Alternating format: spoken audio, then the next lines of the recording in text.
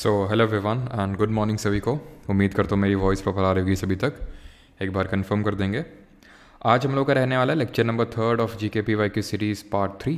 तो चलिए स्टार्ट करते हैं। फिर आज का लेक्चर एक बार कंफर्म करेंगे कि सारी चीज़ें प्रॉपर हैं कि नहीं। और जैसे कि मैंने आपको टेलीग्राम पे बताया था कि सर आज लेट उठे इसलिए लेट। अच्छा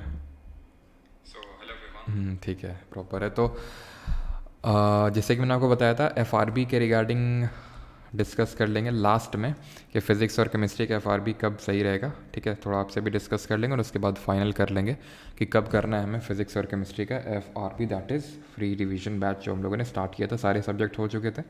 ठीक है, हाँ सर आवाज़ तो आ रही है बट शक्ल नहीं आ रही है। आ जाएगी विशाल कुछ दिनों में, बस तुम्हारा जैसे ही सिलेक्शन होगा विशाल उसी दिन जो है शक्ल भी आ जाएगी। ठीक, तो चलिए स्टार्ट करते हैं बिना ज़्यादा टाइम वेस्ट किए हुए। ये सभी SSC के एग्ज़ाम्स के लिए बेनिफिशियल है। और जैसे कि मैंने आपको पहले दिन बोला था, सब लोग इसमें रेगुलर नहीं हो पाएंगे, लेकिन जो रेगुलर होंगे या फिर रेगुलर रहेंगे उन्हीं को बेनिफिट होने वाला है। एंड रिवीजन आपको करते रहना है। नोट्स आपको मिल चुके हैं। ठीक है, डेमो नोट्स मैंने सेंड कर दिए हैं। और जो लोगों ने हैं PYQ वाले नोट्स वाले बैच में, तो उन्होंने एक चीज़ को ऑब्जर्व किया होगा कि इंग्लिश के लेक्चर 1 के और लेक्चर 2 के नोट्स में स्लाइट डिफरेंस है on the basis of formatting. मतलब फॉर्मेटिंग थोड़ा सा चेंज है। ठीक है, तो वो फॉर्मेटिंग एक्चुअल में इसलिए थी कि भाई आपको कौन से फॉर्मेट के नोट्स पसंद हैं, तो वो आप बता दीजिएगा बाद में भी, अभी नहीं लास्ट में। ठीक है।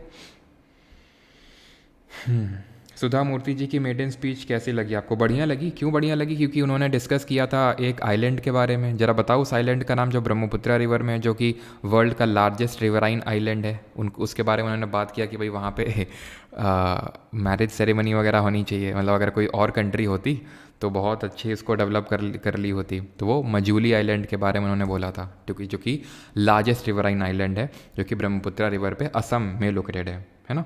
चलो तो स्टार्ट करते हैं। हैप्पी वेडिंग एनिवर्सरी बेटा, सेम टू यू। स्टार्ट करते हैं। पहला क्वेश्चन है, Gandhi ji gave a slogan of do or die during which of the following movement or Satyagraha. Gandhi ji ने निम्नलिखित में से किस आंदोलन या फिर सत्याग्रह के दौरान करो या मरो का नारा दिया था? ऑप्शंस आपके सामने हैं। खेड़ा सत्याग्रह? नहीं। अब खेड़ा सत्याग्रह से हम सबसे पहले स्टार्ट करते हैं कि गांधी जी की पूरी जर्नी के बारे में। गांधी जी 9 जनवरी 1915 को वापस लौटते हैं भारत में। कहाँ से? साउथ अफ्रीका से। ठीक है, 9 जनवरी 1915 को, जैसे हमारी आज इंडियन टीम अभी लौटी है ना, वही तुम में से काफ़ी लोग वही देख रहे होगे अभी, है ना। Indian team new Delhi airport पहुंच गई। तो इस दिन लौटे थे साउथ अफ्रीका से, और कुछ दिनों के लिए उन्होंने अपने देश में भ्रमण किया। अपने जो गुरु थे, पॉलिटिकल गुरु, राजनीतिक गुरु गोपाल कृष्ण गोखले जी की एडवाइस में, जिनके बारे में हमने कल देखा था। ज़रा बताइए 1905 में उन्होंने कौन सा एक, हम बोल सकते हैं, एसोसिएशन चलाया था। ठीक है, 9 जनवरी 1915 में जब लौटते हैं तो कुछ टाइम तक भ्रमण करते हैं, और उसके बाद 1917 से लेकर 1918 तक back to back 3 important movement ये करते हैं। पहला था 1917 में, जिसको हम जानते हैं चंपारण सत्याग्रह के नाम से। ये बहुत इंपॉर्टेंट है। ये 1970 में हुआ था। चंपारण है बिहार में। क्वेश्चन पूछता है क्यों किया था? ये किया था तिनकठिया सिस्टम के विरुद्ध में। तिनकठिया क्या होता है? 3/20 हिस्सा ज़मीन का, उसमें इंडिगो कल्टीवेशन करना पड़ेगा, नील की खेती करनी पड़ेगी। अच्छा, इसको इंडिगो रिवोल्ट से कंफ्यूज मत कर देना, जो अलग से इंडिगो रिवोल्ट हुआ था 1859 में हुआ था, नादिया डिस्ट्रिक्ट ऑफ बंगाल में हुआ था। और दिगंबर और बिशु बिश्वास ने, इन शॉर्ट में विश्वास लिख रहा हूँ, दिगंबर और बिशु विश्वास ने इसको लीड किया था। ये 1859 में हुआ था। ठीक है, अगर हम बात करें 1917 में, और गांधी जी को किसने इनवाइट किया था ये पूछता है, तो राजकुमार शुक्ला जी ने इनवाइट किया था यहाँ पे। ठीक है, राजकुमार शुक्ला जी ने यहाँ पे इनवाइट किया था। ठीक है, और यहाँ पे 1905 में जो मैंने आपसे पूछा था, ये है आपकी सर्वेंट्स ऑफ इंडिया सोसाइटी। ये हम लोगों ने कल देखा था, सर्वेंट्स ऑफ इंडिया सोसाइटी। 1918 में 2 चलाते हैं ये, मतलब चंपारण के बाद अहमदाबाद मिल स्ट्राइक। चंपारण में सिर्फ उतना ही पूछेगा आपसे, अहमदाबाद मिल स्ट्राइक। और 1918 में इसके जस्ट एक हफ्ते बाद खेड़ा सत्याग्रह। अहमदाबाद वो ये था मिल वर्कर ये डिमांड कर रहे थे मिल ओनर से कि हमारी हाइक इन वेजेस किया जाए। याद करो 1914 से लेकर 1918 तक पहला विश्व युद्ध चला था, फर्स्ट वर्ल्ड वॉर हुआ था। तो इसकी वजह से महंगाई आ गई थी, इन्फ्लेशन आ गया था, जिसकी वजह से वेजेस में हाइक में डिमांड कर रहे थे। देखो पहले वेजेस चल रहे थे अच्छे खासे, ऊपर कर दिया था, लेकिन उन्होंने बोला कि अब वर्ल्ड वॉर वगैरह ख़त्म तो अब हम नॉर्मल करेंगे, बट ये लोग बोल रहे थे नहीं हाइक करो बढ़ाओ। तो उसी के अगेंस्ट में था। अनुसुईया साराभाई का नाम याद रखना, जैसे यहाँ पे बुलाते हैं राजकुमार शुक्ला, वैसे यहाँ पे अनुसुईया साराभाई। ठीक है। फिर अगर हम बात करें खेड़ा सत्याग्रह, ये 7 दिन बाद हुआ और इसमें भी महात्मा गांधी जी ने लीड किया। इट वॉज रिगार्डिंग दी कि जो पेजेंट्स थे, जो किसान थे, वो बोल रहे थे कि हमारी जो टैक्स है उसको उसमें छूट दी जाए, टैक्स माफ़ कर दिए जाए हमारे पूरी तरह से। लेकिन ब्रिटिश गवर्नमेंट बोल रही थी कोई टैक्स माफ़ नहीं होगा। पेजेंट्स के किसानों को कहना था कि भाई फसल इस बार ख़राब हुई है, फेमाइन आया है, इसकी वजह से। उन्होंने बोला कोई ख़राब नहीं हुई है। तो यहाँ पे महात्मा गांधी जी ने लीड किया और सरदार पटेल भी थे, यहाँ पे ध्यान रखना, सरदार पटेल भी वन ऑफ द लीडर्स थे।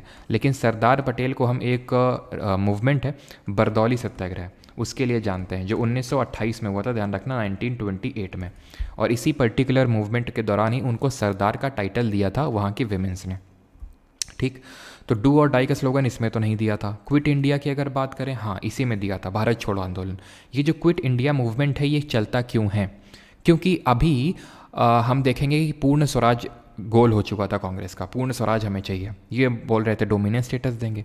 क्रिप्स मिशन आया था 1942 में भारत, और क्रिप्स मिशन में बोला गया 1942 में कि हम डोमिनेंस स्टेटस देंगे, पूर्ण स्वराज नहीं देंगे। तो इसी वजह से यहाँ पे हो गया। ऑल इंडिया कांग्रेस कमेटी का एक मीटिंग हुआ था गोवालिका टैंक बॉम्बे में, गोवालिका टैंक बॉम्बे में 1942 में ही। वहाँ पे इस चीज़ को ऑथराइज़ किया गया था कि अब हम लॉन्च करेंगे भारत छोड़ो आंदोलन, क्विट इंडिया मूवमेंट। तो लॉन्च होता है, पहले दिन ही सबको जेल में डाल दिया गया, तो it was kind of leaderless movement. ठीक है। लेकिन इसमें क्या हुआ, इसमें यह हुआ कि भाई पैरेलल गवर्नमेंट वगैरह सेटअप हुई। ठीक है। अभी चलो पैरेलल गवर्नमेंट के बारे में नहीं देखते हैं, अभी तो सिर्फ इतना याद रखो, पैरेलल गवर्नमेंट आपकी सेटअप हुई और अंडरग्राउंड रेडियो चलाया था उषा मेहता जी ने। ठीक है। उषा मेहता जी ने क्या चलाया था? अंडरग्राउंड रेडियो चलाया था। ठीक, ये चीज़ क्लियर हो गई। क्विट इंडिया मूवमेंट में और आप क्या याद कर सकते हैं? ठीक है, एक डू और डाई का नारा दिया था। अब यहाँ पे कुछ और स्लोगन्स इंपॉर्टेंट हो जाते हैं, जैसे कि दिल्ली चलो किसने बोला था? दिल्ली चलो किसने कहा था? Give me blood I shell give you freedom, यानी कि तुम मुझे खून दो मैं तुम्हें आज़ादी दूंगा। ठीक है। और उन्होंने ही कहा था जय हिंद, और उन्हीं की ही हम जन्म दिवस को पराक्रम दिवस के रूप में मनाते हैं 23 जनवरी को, और वो है हमारे नेताजी सुभाष चंद्र बोस। और इनके पॉलिटिकल गुरु कौन थे? चित्तरंजन दास जी थे, ये ध्यान रखिएगा। ठीक।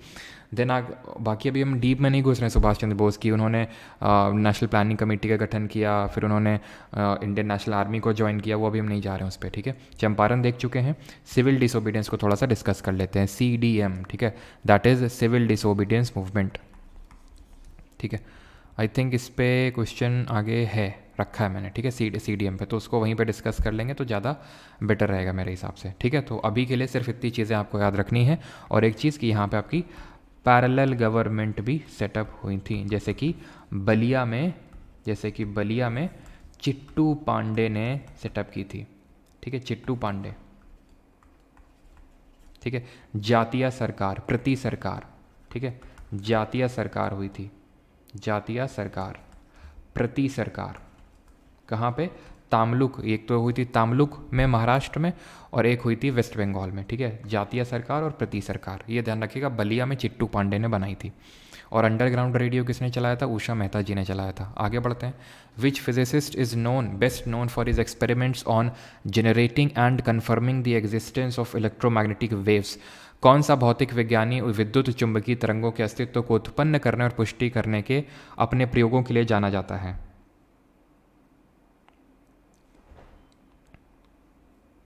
ठीक है, जल्दी से बताइए। थोड़ा धीरे सर, लिख नहीं पा रहे। और एक वहीं पे कमेंट आ रहा है, सर इतनी लंबी क्लास मत रखिए, सारी चीज़ें हो जाएं। कहाँ बचा के ले जाओगे इतने टाइम को? हैं, इंस्टाग्राम रील भी स्क्रॉल करनी होती होंगी, है ना? खैर कोई नहीं, जेन्युइन रीज़न है। Which physicist is best known for his experiments on generating and confirming the resistance of electromagnetic waves? ये कौन सी तरह की तरंगें होती हैं? ये आप इनको मानो लाइट वेव्स जैसे होती हैं। लाइट वेव्स किस नेचर की होती हैं? लाइट वेव्स ट्रांसवर्स होती हैं, अनुप्रस्थ तरंगें होती हैं। दो तरह की हमारी तरंगें होती हैं, एक तो होती है लॉन्गिट्यूडनल वेव, जिसको हम अनुदैर्ध्य तरंग बोलते हैं, लॉन्गिट्यूडनल। जैसे कि हमारी साउंड वेव्स होती हैं। इसमें खासियत ये होती है कि इसमें का जो मीडियम का पार्टिकल है it propagates in the direction of wave, जहाँ वेव जा रही है उसी डायरेक्शन में वो प्रोपोगेट कर रहा है, ऐसे आगे पीछे आगे पीछे। ट्रांसवर्स में क्या है, जो मीडियम का पार्टिकल है वो परपेंडिकुलरली एक तरह से वाइब्रेट कर रहा है, ठीक है। तो आप ऐसे समझो, तो ट्रांसवर्स आपका लाइट वेव है, इसको हम पोलराइज कर सकते हैं, it can be polarised, yes. क्या ये वैक्यूम में ट्रैवल कर सकती हैं, यस। वहीं अगर लॉन्गिट्यूडनल की बात करें जैसे साउंड वेव्स, इनको पोलराइज नहीं कर सकते हैं, ठीक है, they can not be polarised. ये वैक्यूम में ट्रैवल कर सकती हैं, निर्वात में नहीं ट्रैवल कर सकती हैं। साउंड वेव्स जो होती हैं ये मैकेनिकल नेचर की होती हैं, ये चीज़ें आपको ध्यान रखनी है। क्वेश्चन पूछ रहा है किसने ये एक्सपेरिमेंट किया था, ये किया था हेनरी रुडोल्फ हर्ट्ज़ ने। और ज़रा बताइए हर्ट्ज़ किस चीज़ की एसआई यूनिट होती है, ये बता दीजिए। और पता है तुम्हें, तुमने सुना होगा फोटो इलेक्ट्रिक इफेक्ट, सुना होगा तुम में सभी ने फोटो इलेक्ट्रिक इफेक्ट, और अल्बर्ट आइंस्टाइन उससे एसोसिएटेड है। लेकिन एक्चुअल में जो फोटो इलेक्ट्रिक इफेक्ट है जिसके लिए अल्बर्ट आइंस्टाइन को नोबेल प्राइज़ मिला, कब मिला, कोई बताएगा कब मिला Nobel prize photo electric effect के लिए? इसकी डिस्कवरी करी थी हर्ट्ज़ ने, कब, 1887 में। उतना इंपॉर्टेंट ईयर नहीं है लेकिन हर्ट्ज़ का नाम याद रखिएगा। और हर्ट्ज़ किसकी एसआई यूनिट होती है, ये आवृत्ति यानी फ्रीक्वेंसी की एसआई यूनिट होती है। फ्रीक्वेंसी का मतलब होता है कितने वाइब्रेशंस हो रहे हैं एक सेकेंड में, तो इसीलिए फ्रीक्वेंसी की यूनिट सेकेंड इनवर्स भी लिखते हैं, ठीक। अल्बर्ट आइंस्टाइन की अगर बात करें तो इनको हम दो चीज़ों के लिए जानते हैं। एक तो इनकी थ्योरी ऑफ रिलेटिविटी यानी सापेक्षता का सिद्धांत, थ्योरी ऑफ रिलेटिविटी, ठीक है। अल्बर्ट आइंस्टाइन जी ने बोला था एवरीथिंग इज़ रिलेटिव, और इंडिया में क्या बात चलती है, रिलेटिव्स आर एवरीथिंग ठीक है। तो थ्योरी ऑफ रिलेटिव जो खासकर हमारे गवर्नमेंट जॉब में जो बैठे होते हैं ना, रिलेटिव्स आर एवरीथिंग, रिलेटिव्स के लिए कुछ भी करेंगे, थ्योरी ऑफ रिलेटिविटी होती है। और यही थ्योरी की वजह से जो इंडिया में चलती है, करप्शन भी बहुत चलता है ना, कि रिलेटिव्स आर एवरीथिंग। खैर अब यहाँ पे आते हैं थ्योरी ऑफ रिलेटिविटी और जो मैंने बताया फोटो इलेक्ट्रिक इफेक्ट, ठीक है, फोटो इलेक्ट्रिक इफेक्ट। इनको थ्योरी ऑफ रिलेटिविटी के लिए नोबेल प्राइज़ नहीं मिला था, इनको नोबेल प्राइज़ मिला था फोटो इलेक्ट्रिक इफेक्ट में काम करने के लिए 1921 का नोबेल मिला था। कुछ कारणों की वजह से उस साल नहीं मिल पाया था, 1922 में जाके मिला था ये चीज़, ठीक है। आइजैक न्यूटन की आप जानते हैं, इन्होंने न्यूटन्स के 3 लॉज हैं, उसको अभी हम नहीं डीप में घुस रहे हैं। और जे थॉमसन को चलो देख लेते हैं अभी।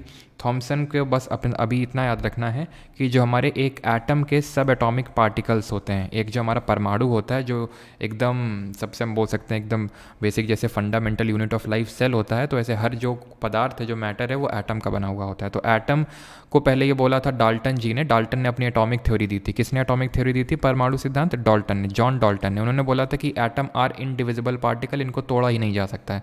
लेकिन फर्दर इस बात को गलत प्रूव कर दिया गया था जिन्होंने इलेक्ट्रॉन, प्रोटॉन और न्यूट्रॉन की डिस्कवरी की, और उन्होंने बोला कि एटम के अंदर ये सब एटॉमिक पार्टिकल्स होते हैं। इनको हम कैसे याद करते हैं, इलेक्ट्रॉन, प्रोटॉन और न्यूट्रॉन की डिस्कवरी किसने करी, तो इसको हम ऐसे याद रखते हैं, ईंट पर नाच। कैसे याद करते हैं, ईंट पर नाच। तो ई से इलेक्ट्रॉन हो गया थॉमसन, कैसा चार्ज है, नेगेटिव चार्ज है, ठीक है। J Thomson. पी से रदरफोर्ड। अब कहीं कहीं पे आप रदरफोर्ड की जगह, अर्न्स्ट रदरफोर्ड की जगह गोल्डस्टीन का नाम भी यहाँ पे देखोगे, तो गोल्डस्टीन ने सबसे पहले डिस्कवरी तो करी थी पॉजिटिव कैनाल रेस की, लेकिन उसको वो नाम नहीं दे पाए थे, उसको एक्सप्लेन नहीं कर पाए थे, जो रदरफोर्ड ने अपना जो अल्फ़ा पार्टिकल एक्सपेरिमेंट से किया था, जिसमें इन्होंने इनकी स्कैटरिंग करवाई थी एक गोल्ड की, थिन गोल्ड की फॉयल में, जिससे इन्होंने न्यूक्लियस की भी डिस्कवरी करी थी। केंद्रक जो होता है, एटम के अंदर जो केंद्र होता है, न्यूक्लियस होता है, उसकी डिस्कवरी करी थी। और उन्होंने बोला था कि जो एटम का मास होता है, पूरा जो भार होता है, जो द्रव्यमान होता है, वो उसके न्यूक्लियस में डिसाइड करता है, और वो प्रोटॉन और न्यूट्रॉन का ही बना होता है वो, और वो उसके अंदर होता है और बड़ी छोटी सी स्पेस ऑक्यूपाई करके रखता है। इन्हीं को दोनों को कलेक्टिवली हम न्यूक्लियॉन्स के नाम से जानते हैं। न्यूट्रॉन की डिस्कवरी किसने करी थी, जेम्स चैडविक ने। तो चा से क्या है, चैडविक है, जेम्स चैडविक जी ने करी थी। और ये क्या है, न्यूट्रली चार्ज है। पॉजिट्रॉन क्या होता है सर, पॉजिट्रॉन एकदम इलेक्ट्रॉन की तरह होता है, लेकिन उसका पॉजिटिव क्या होता है, पॉजिटिव चार्ज होता है। इलेक्ट्रॉन के में चार्ज कितना होता है, -1.6 × 10⁻⁻19 कूलॉम। पॉजिट्रॉन में पॉजिटिव होता है, तो सर प्रोटॉन में भी तो पॉजिटिव होता है, लेकिन इलेक्ट्रॉन प्रोटॉन के मास में अंतर है। मास प्रोटॉन का बहुत ज़्यादा होता है इलेक्ट्रॉनिक कंपैरिजन में, लेकिन इलेक्ट्रॉन और पॉजिट्रॉन का मास सेम होता है, चार्ज डिफरेंट होता है, ठीक। तो इतनी चीज़ आपको पता होनी चाहिए अभी के लिए, इतनी चीज़ें। फिर आगे बढ़ेंगे न्यूटन के बारे में, न्यूटन के तीनों लॉज के बारे में किसी और उसमें देखेंगे हम, ठीक है। बट उस आगे बढ़ने से पहले पूरा इलेक्ट्रोमैग्नेटिक वेव्स की क्योंकि चर्चा हुई है, तो इलेक्ट्रोमैग्नेटिक स्पेक्ट्रम को भी थोड़ा समझ लेते हैं। इलेक्ट्रोमैग्नेटिक स्पेक्ट्रम में ज़्यादा दिमाग नहीं लगाना है। क्वेश्चन क्या बनता है, कभी कभी क्वेश्चन ये बनता है कि भाई किसकी फ्रीक्वेंसी ज़्यादा है, किसकी वेवलेंथ ज़्यादा है। तो थोड़ा सा मैं आपको बता देता हूँ, ऐसे याद करना है इसको कि रिच मैन है in Victoria, he usage extra gold coins. तो आर से हो जाएगा रेडियो वेव्स, एम से हो जाएगा माइक्रोवेव्स, आई से इंफ्रारेड, वी से विजिबल, यू से अल्ट्रावायलेट, एक्स से एक्सरेज और जी से गामा रेज। बस ध्यान ये रखना है कि जैसे जैसे लेफ़्ट से राइट याद कर लो या राइट से लेफ़्ट, जैसे लेफ़्ट से राइट अगर तुम जाओगे यहाँ से यहाँ पर, तो पता है क्या होगा, जो वेवलेंथ है, जो तरंग दैर्ध्य हो, जिसकी एसआई यूनिट मीटर होती है, वो कम होगी, और जो फ्रीक्वेंसी है, जिसको हम न्यू से भी डिनोट करते हैं, आवृत्ति, वो बढ़ेगी। क्योंकि जो फ्रीक्वेंसी और आपके जो वेवलेंथ है, जो तरंग दैर्ध्य, ये आपस में इन्वर्सली प्रोपोर्शनल होते हैं। इस तरह का रिलेशन होता है, E=H या फिर E=hc/λ, ठीक है। तो यहाँ पे ध्यान रखना कि एक तरह से एनर्जी और, चलो वो छोड़ दो आप, E=H, ठीक है। एनर्जी और वेवलेंथ के बीच में भी इन्वर्स रिलेशन होता है, आप छोड़ो। बस ये ध्यान रखो कि वेवलेंथ और फ्रीक्वेंसी के बीच में इन्वर्स रिलेशन होता है। तो जब लेफ्ट से राइट में जाओगे तो वेवलेंथ घटेगी, और राइट से लेफ्ट में तो ऑब्वियस बात है वेवलेंथ बढ़ेगी। अच्छा, एक्सरे की डिस्कवरी किसने करी थी? तो इसकी डिस्कवरी करी थी विलियम रॉन्टजन ने, और जो पहला नोबेल प्राइज़ भी मिला था ना 1901 के टाइम पे, वो इन्हीं को ही मिला था, ध्यान रखना। फिजिक्स में अगर बात करें तो विलियम रॉन्टजन, इन्होंने एक्सरेज की डिस्कवरी करी थी। आगे बढ़ते हैं। Dash is the proper management of a natural resource to prevent its exploitation, destruction और डिग्रेडेशन। डैश किसी प्राकृतिक संसाधन का उचित प्रबंधन है जिससे उसका दोहन, विनाश और क्षरण रोका जा सके। लेक्चर 2 हिंदी PDF वो जा चुकी है राजवीर, ठीक है। वो डेमो के तौर पे वो अपलोड किए गए थे, ठीक है, लेक्चर 2 के जो नोट्स है टेलीग्राम पे। चलिए, तो यहाँ पे सही आंसर क्या होगा?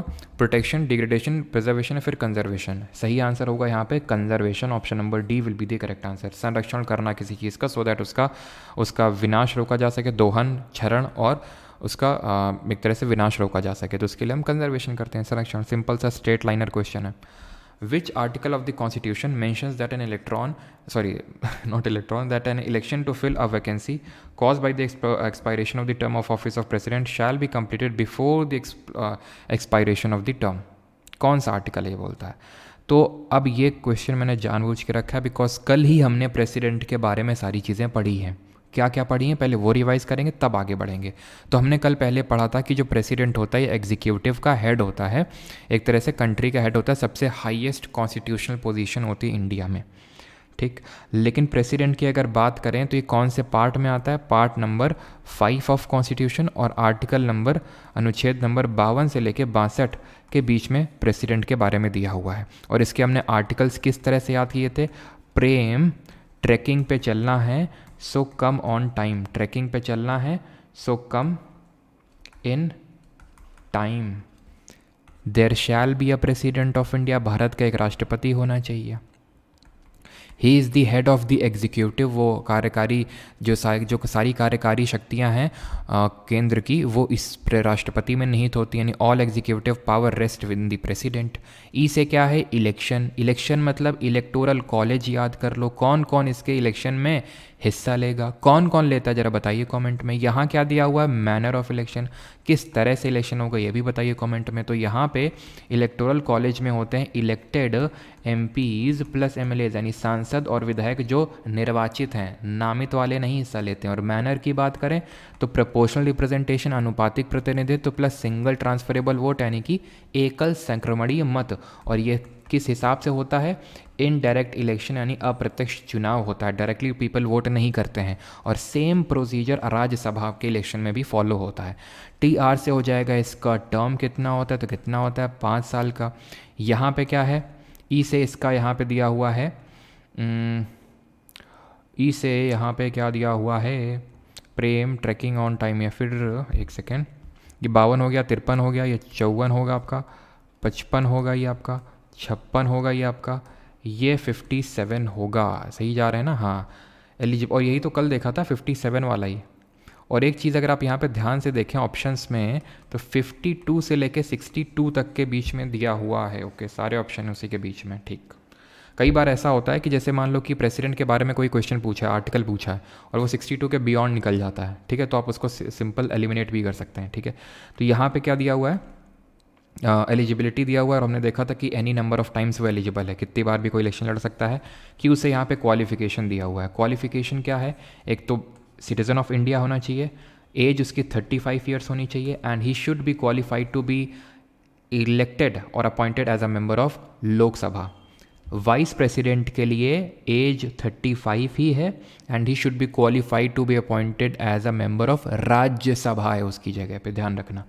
कम से क्या है, कम से है कि कंडीशन ऑफ सर्विस, कंडीशंस दी हुई है। क्या कंडीशन दी हुई है कि अगर आप एमपी या एमएलए हैं तो उस सीट को छोड़ दीजिए अगर आपको प्रेसिडेंट बनना है। आई से ये 57 है, ये 58 है, ये 59 है। ठीक है, बीच में आई थिंक एक तो कोई छूटा है, 52, 53, 54, 55, 56, 57, 58, 59, सही जा रहा है ना। 59 कंडीशन दिया हुआ है, 60। ओके, कम, अच्छा, वही हम सोचे कि यहाँ पे कम से ओ यहाँ पे होगा। ठीक है, ओ 60, बिकॉज ये है इम्पीचमेंट, और वो इम्पीचमेंट 61 में दिया हुआ है। तो 60 में है ओथ, शपथ। शपथ कौन दिलाता है, CJI, दैट इज़ जो भारत का मुख्य न्यायाधीश है वो शपथ दिलाएगा इनको। इनसे क्या है, इम्पीचमेंट। तो मैंने आपको बताया था कि इम्पीचमेंट मैं आपको बताऊंगा अगले लेक्चर में कि इम्पीचमेंट कैसे होता है, महाभियोग कैसे होता है। तो ये इम्पीचमेंट है क्या, प्रेसिडेंट को रिमूव करने का, हटाने का एक प्रोसीजर होता है। इसको हम US के कॉन्स्टिट्यूशन से लिए हैं। प्रेसिडेंट का जो ऑफिस है कि राष्ट्रपति और उपराष्ट्रपति का एक जो पद है, ये भी US के कॉन्स्टिट्यूशन से ही हम बोरो किए हैं। ये आर्टिकल 61 में है। और इम्पीचमेंट होता क्यों है, रिमूव क्यों होता है, कौन से ग्राउंड में रिमूव होता है, ग्राउंड फॉर रिमूवल, तो it is violation of constitution. संविधान का उल्लंघन करेगा अगर, तो उसको इस ग्राउंड में हटाया जा सकता है। इम्पीचमेंट की अगर बात करें, इसमें कौन कौन पार्टिसिपेट करता है, ये इंपॉर्टेंट है। बहुत आसान है, ऑल मेंबर ऑफ पार्लियामेंट, यानी सारे सांसद, चाहे वो इलेक्टेड हो यानी निर्वाचित हो, चाहे वो नॉमिनेटेड हो यानी नामित हो। How is it different from the electoral college of the president, कैसे डिफरेंट है, डिफरेंट ऐसे है कि यहाँ पे पहली बात तो सिर्फ इलेक्टेड लोग हिस्सा लेते हैं, यहाँ पे सभी इलेक्टेड नॉमिनेटेड लेते हैं। यहाँ पे एमएलए लोग भी हिस्सा लेते हैं, बट यहाँ एमएलए लोग हिस्सा नहीं लेते हैं। ठीक, और 62 में लिखा हुआ है कम ऑन टाइम, प्रेम ट्रैकिंग पे चलना है, so come on time, come in time. ठीक है, टाइम, तो टाइम से क्या है, time of holding election to fill vacancy. तो भाई जैसे ही राष्ट्रपति का कार्यकाल पद पूरा हो, जैसे कि 5 साल जैसे ही पूरे होने वाले हों, तो उससे पहले ही, उससे जस्ट पहले ही अगले राष्ट्रपति के चुनाव हो जाएं, सो दैट वो राष्ट्रपति की पोजीशन खाली ना रहे। ये चीज़ें हैं इसमें। ठीक है, और 65 में क्या है, vice president to act as president और डिस्चार्जेस फंक्शन। अगर प्रेसिडेंट नहीं है किसी टाइम के लिए, ठीक है, तो वाइस प्रेसिडेंट, एक्टिंग प्रेसिडेंट बन जाता है कुछ टाइम के लिए। वाइस प्रेसिडेंट भी नहीं है तो CJI, that is chief justice of India, Bharat का मुख्य न्यायाधीश बन जाता है। क्या कभी ऐसा हुआ है, जी हाँ हुआ है। कब हुआ है, तो ये तब हुआ था जब जाकिर हुसैन जी की डेथ हो गई थी। ये प्रेसिडेंट थे, ठीक है, जाकिर हुसैन जी की डेथ हो गई, प्रेसिडेंट थे। VV गिरी वाइस प्रेसिडेंट थे। इनको प्रेसिडेंट का चुनाव लड़ना था, इसलिए ये भी बोले कि हम नहीं बनेंगे। तो इसलिए उस समय के जस्टिस M हिदायतुल्लाह जो चीफ जस्टिस थे, इनको ये मौका मिला था कुछ टाइम के लिए प्रेसिडेंट बनने के लिए, एक्टिंग प्रेसिडेंट। ठीक है, और ये 71 बस और देख लीजिए, matters relating to the election of president, यानी कि अगर राष्ट्रपति साथ ही साथ उपराष्ट्रपति के इलेक्शन से का अगर कोई भी मैटर हो गया, मसला हो गया, ये सिर्फ और सिर्फ कौन देखेगा, देश का सुप्रीम कोर्ट। अगर MP MLA का कुछ इलेक्शन का लफड़ा है तो वो हाई कोर्ट देखता है, और प्रेसिडेंट और वाइस प्रेसिडेंट कौन देखता है, ये आपका सुप्रीम कोर्ट देखता है, आर्टिकल 71। तो यहाँ पे सही आंसर हो जाएगा क्या, टाइम पूछा ना, दैट एन इलेक्शन टू। ठीक है, तो 61 तो इम्पीचमेंट, ऑप्शन नंबर सेकंड, 62 यहाँ पे सही आंसर हो जाएगा। ठीक है, तो ये चीज़ें हमने कल पढ़ी थी जो हमने रिवाइज करी, और इम्पीचमेंट के बारे में हमने सीखा कि कौन हिस्सा लेता है, ग्राउंड क्या होता है रिमूवल का, और matter relating to president vice president कौन देखता है, सुप्रीम कोर्ट। ठीक, Pandit Ram Narayan, who was awarded the Bhimsen Joshi Lifetime Achievement Award for 2015-16 is a dash player। तो किस चीज़ के प्लेयर हैं ये, पंडित राम नारायण जी। कैसे याद रखते हैं हम लोग ऐसे याद करते हैं कि राम जी ने सबरी के बेर खाए थे, बूंद बूंद करके। ठीक है, बूंद बूंद करके, और उसमें शक्कर डाल के, ऐसे कुछ याद किया था हम लोगों ने। ठीक है, तो शक्कर डाल के, तो पंडित राम नारायण, सबरी खान, उस्ताद सबरी खान, बंदू खान, शाकूर खान, ठीक है, शाकूर खान, ये सब किससे हैं? ये हैं आपके सरोद से एसोसिएटेड हैं, ठीक। और आपके सारंगी से एसोसिएटेड हैं, और सारंगी से ही आपके उस्ताद सुल्तान खान भी हो जाएंगे, उस्ताद सुल्तान खान, और अब्दुल लतीफ़ खान, अब्दुल लतीफ़ खान, उस्ताद सुल्तान खान। वॉयलिन से कौन कौन एसोसिएटेड है? तो वॉयलिन से ध्यान रखिएगा TN कृष्णा,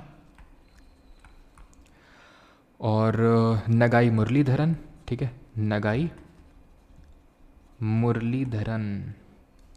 फ्लूट से हम पढ़ चुके हैं, जिसको कि हम किस नाम से जानते हैं? हिंदी का मतलब कल पूछ लिया इसमें, फ्लूट को क्या बोलते हैं हिंदी में? तो बांसुरी बोलते हैं। फ्लूट से हमारे हैं कौन?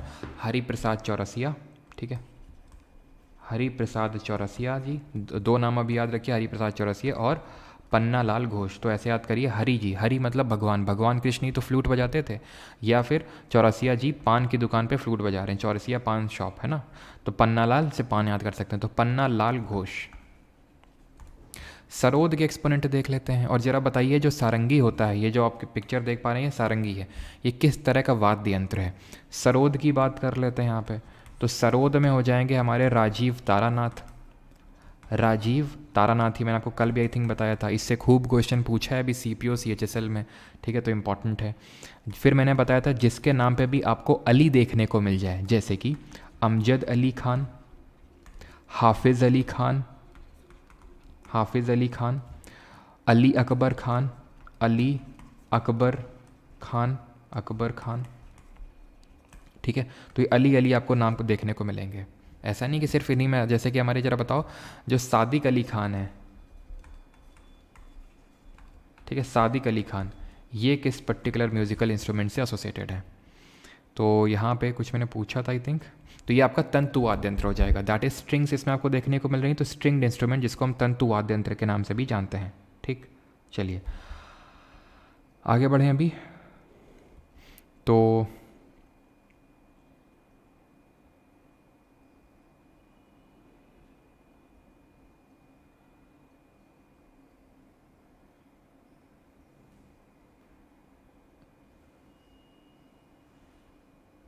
जो बाकी लोग लिख रहे हैं वो गलत है, रुद्रवीणा वाले सही हैं, ठीक है, रुद्रवीणा, ठीक है। असद अली खान हो गए, सादिक अली खान हो गए, ये आपके रुद्रवीणा से एसोसिएटेड हैं। आगे बढ़ते हैं। Who was designer of India's national flag? Bharat के राष्ट्रीय ध्वज का डिज़ाइनर कौन था? प्रेम बिहारी नारायण रहज़ादा, KM मुंशी, पिंगली वेंकैया, या फिर BN Rao, Benegal Narasimha Rao. National flag की अगर बात कर रहे हैं यहाँ पे हम, राष्ट्रीय ध्वज की, तो इसको डिज़ाइन किया था सबसे पहले 1921 में पिंगली वेंकैया जी ने। इसके लेंथ और विड्थ या फिर हाइट का रेशियो कितना होता है? 3:2। सबसे पहली बार नेशनल फ्लैग को फॉरेन सॉइल में किसने होस्ट किया था, मतलब किसने लहराया था भारतीय झंडे को, और कब लहराया था, कहाँ पे लहराया था? नेशनल फ्लैग को हमारी कॉन्स्टिट्यूएंट असेंबली ने कब अडॉप्ट किया था या फिर एक्सेप्ट किया था? 22 जुलाई 1947 को। कब नेशनल एंथम को, कब नेशनल सॉन्ग को अडॉप्ट किया था? ये देख चुके हैं, तो जल्दी से बताइए इनको कब किया था। कल ही आई थिंक बताया था। प्रेम बिहारी नारायण रहज़ादा जी ने कैलीग्राफी की थी, मतलब अपने हाथों से इटैलिक स्टाइल में इंग्लिश में लिखा था। कहाँ किसको? कॉन्स्टिट्यूशन को। और इसके लिए उन्होंने एक भी पैसे नहीं लिख लिए थे, लेकिन बोला था कि मेरा नाम होना चाहिए हर पन्ने में, ठीक है, प्रेम, ठीक। और KM मुंशी जी की अगर बात करें तो ये ड्राफ्टिंग कमेटी के एक मेंबर थे। चेयरमैन कौन थे? अंबेडकर जी थे। ड्राफ्टिंग कमेटी या फिर मसौदा समिति जो सबसे हमारी इम्पॉर्टेंट कमेटी है, ठीक है, और इसीलिए हम अंबेडकर जी को संविधान का पिता बोलते हैं, फादर ऑफ कॉन्स्टिट्यूशन बोलते हैं, ठीक है। और मुंशी जी ने एक कमेटी भी हेड करी थी जिसको हम जानते हैं बिजनेस एडवाइजरी कमेटी। ये एक माइनर कमेटी थी जिसको कि इन्होंने लीड किया था। डॉक्टर BN राव की अगर बात करें, बेनेगल नरसिंह राव, तो ये कौन थे? ये थे कॉन्स्टिट्यूशनल एडवाइज़र, ये संवैधानिक सलाहकार थे, कॉन्स्टिट्यूशनल एडवाइज़र थे, संवैधानिक सलाहकार, या फिर हम बोल सकते हैं इन्हीं को लीगल एडवाइज़र भी आपसे पूछ ले। फिर मैं आप बताइएगा जरा, चीफ ड्राफ्ट्समैन कौन था? चीफ ड्राफ्ट्समैन कौन था कॉन्स्टिट्यूएंट असेंबली का? फर्स्ट चेयरमैन कौन था? पहला चेयरमैन कौन था? और इनको अडॉप्ट किया था हमने एंथम और सॉन्ग को 24 जनवरी 1950 को। इसी दिन ही हमारे संविधान की किताब में 284 लोगों ने अपने हस्ताक्षर किए थे, जिसमें 11 महिलाएं थीं। संविधान सभा में 15 महिलाएं थीं, लेकिन साइन 11 लोगों ने किए थे। फर्स्ट और चीफ ड्राफ्ट्समैन हम बोलते हैं एस एन मुखर्जी को, और पहले चेयरमैन थे सच्चिदानंद सिन्हा जी, लेकिन ये टेम्पररी थे। परमानेंट कौन थे? परमानेंट थे राजेंद्र प्रसाद। वैसे वाइस चेयरमैन कभी पूछता तो नहीं, लेकिन अगर कभी पूछ ले तो वीटी कृष्णमाचारी, ठीक है, और एच सी मुखर्जी, ध्यान रखना वीटी और एच सी, ठीक है। लेकिन पहले परमानेंट चेयरमैन पूछेगा तो राजेंद्र प्रसाद। इसी दिन ही 24 जनवरी 1950 को संविधान सभा ने ये बोला था कि देश के पहले राष्ट्रपति राजेंद्र प्रसाद होंगे। इलेक्शन नहीं हुए थे उसके लिए कोई, ठीक है। और जीवी मावलंकर कौन थे? गणेश वासुदेव मावलंकर कौन थे? ये जब संविधान सभा कानून बनाने के लिए बैठती थी तो उसके चेयरमैन तब जीवी मावलंकर होते थे, जो लोकसभा के पहले स्पीकर भी थे, लोकसभा के पहले अध्यक्ष भी थे। ठीक, आगे बढ़ते हैं। और टोटल संविधान सभा में कितने सत्र बुलाए गए थे, जरा बताएगा कोई? कितने सेशन बुलाए गए थे? Who among the following authored the book unbreakable? और ये मैंने सवाल बताना भूल गया फॉरेन सॉइल पे। फॉरेन सॉइल पे 1907 में जब कांग्रेस में सूरत स्प्लिट हुआ था, तभी स्टटगार्ट जर्मनी में हमारी पारसी कम्युनिटी से बिलोंग करती थी मैडम भीखाजी कामा। इन्होंने 1907 में स्टटगार्ट जर्मनी में भारतीय झंडे को लहराया था। लेकिन ये 1921 में, आज जो हम भारत का झंडा देखते हैं, 1921 में पिंगली वेंकैया जी ने डिज़ाइन किया था। और सेशन की अगर बात करें तो टोटल 11 सेशन यानी 11 सत्र आपके कॉन्स्टिट्यूएंट असेंबली द्वारा, क्या कुछ प्रॉब्लम आ गया क्या? ठीक है, 11 सत्र आपके बुलाए गए थे, ठीक है। और 165 दिन 165 डेज ये जो हैं टोटल सेशंस चले थे। Who among the following author the book unbreakable? किसने अनब्रेकेबल किताब लिखी? अनब्रेकेबल, जो टूट नहीं सकता है। मैरी कॉम जी टूट नहीं सकती है, ठीक है।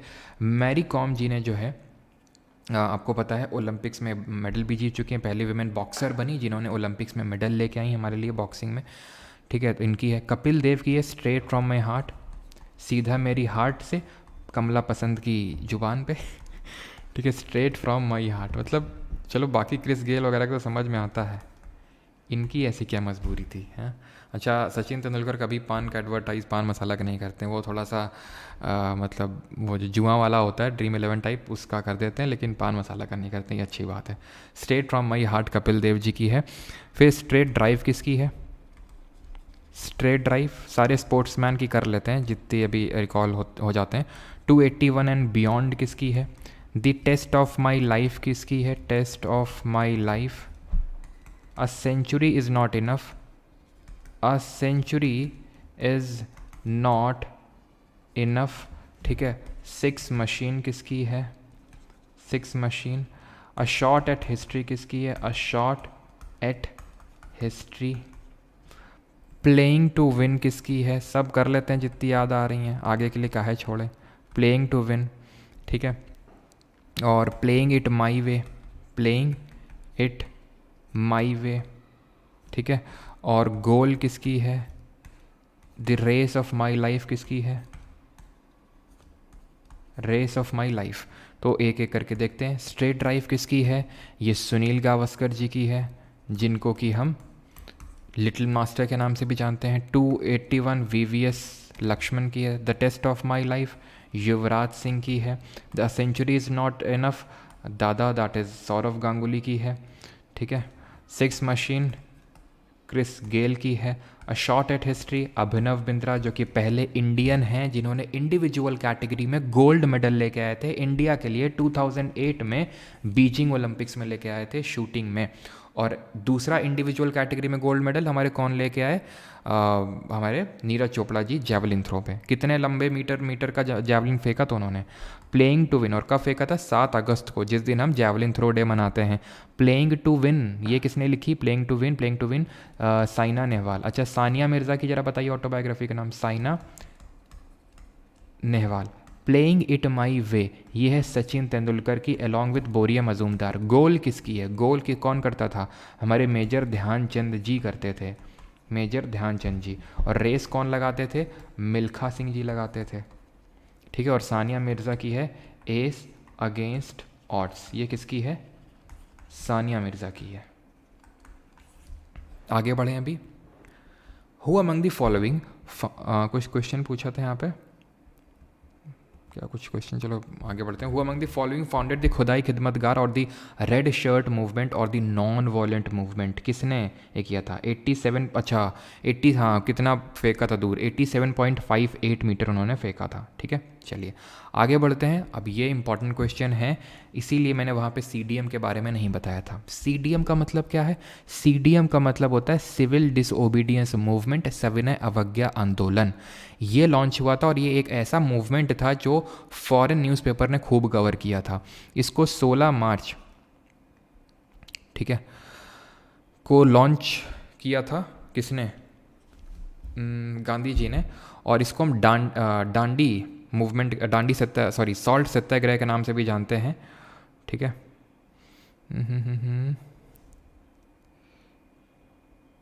ठीक है,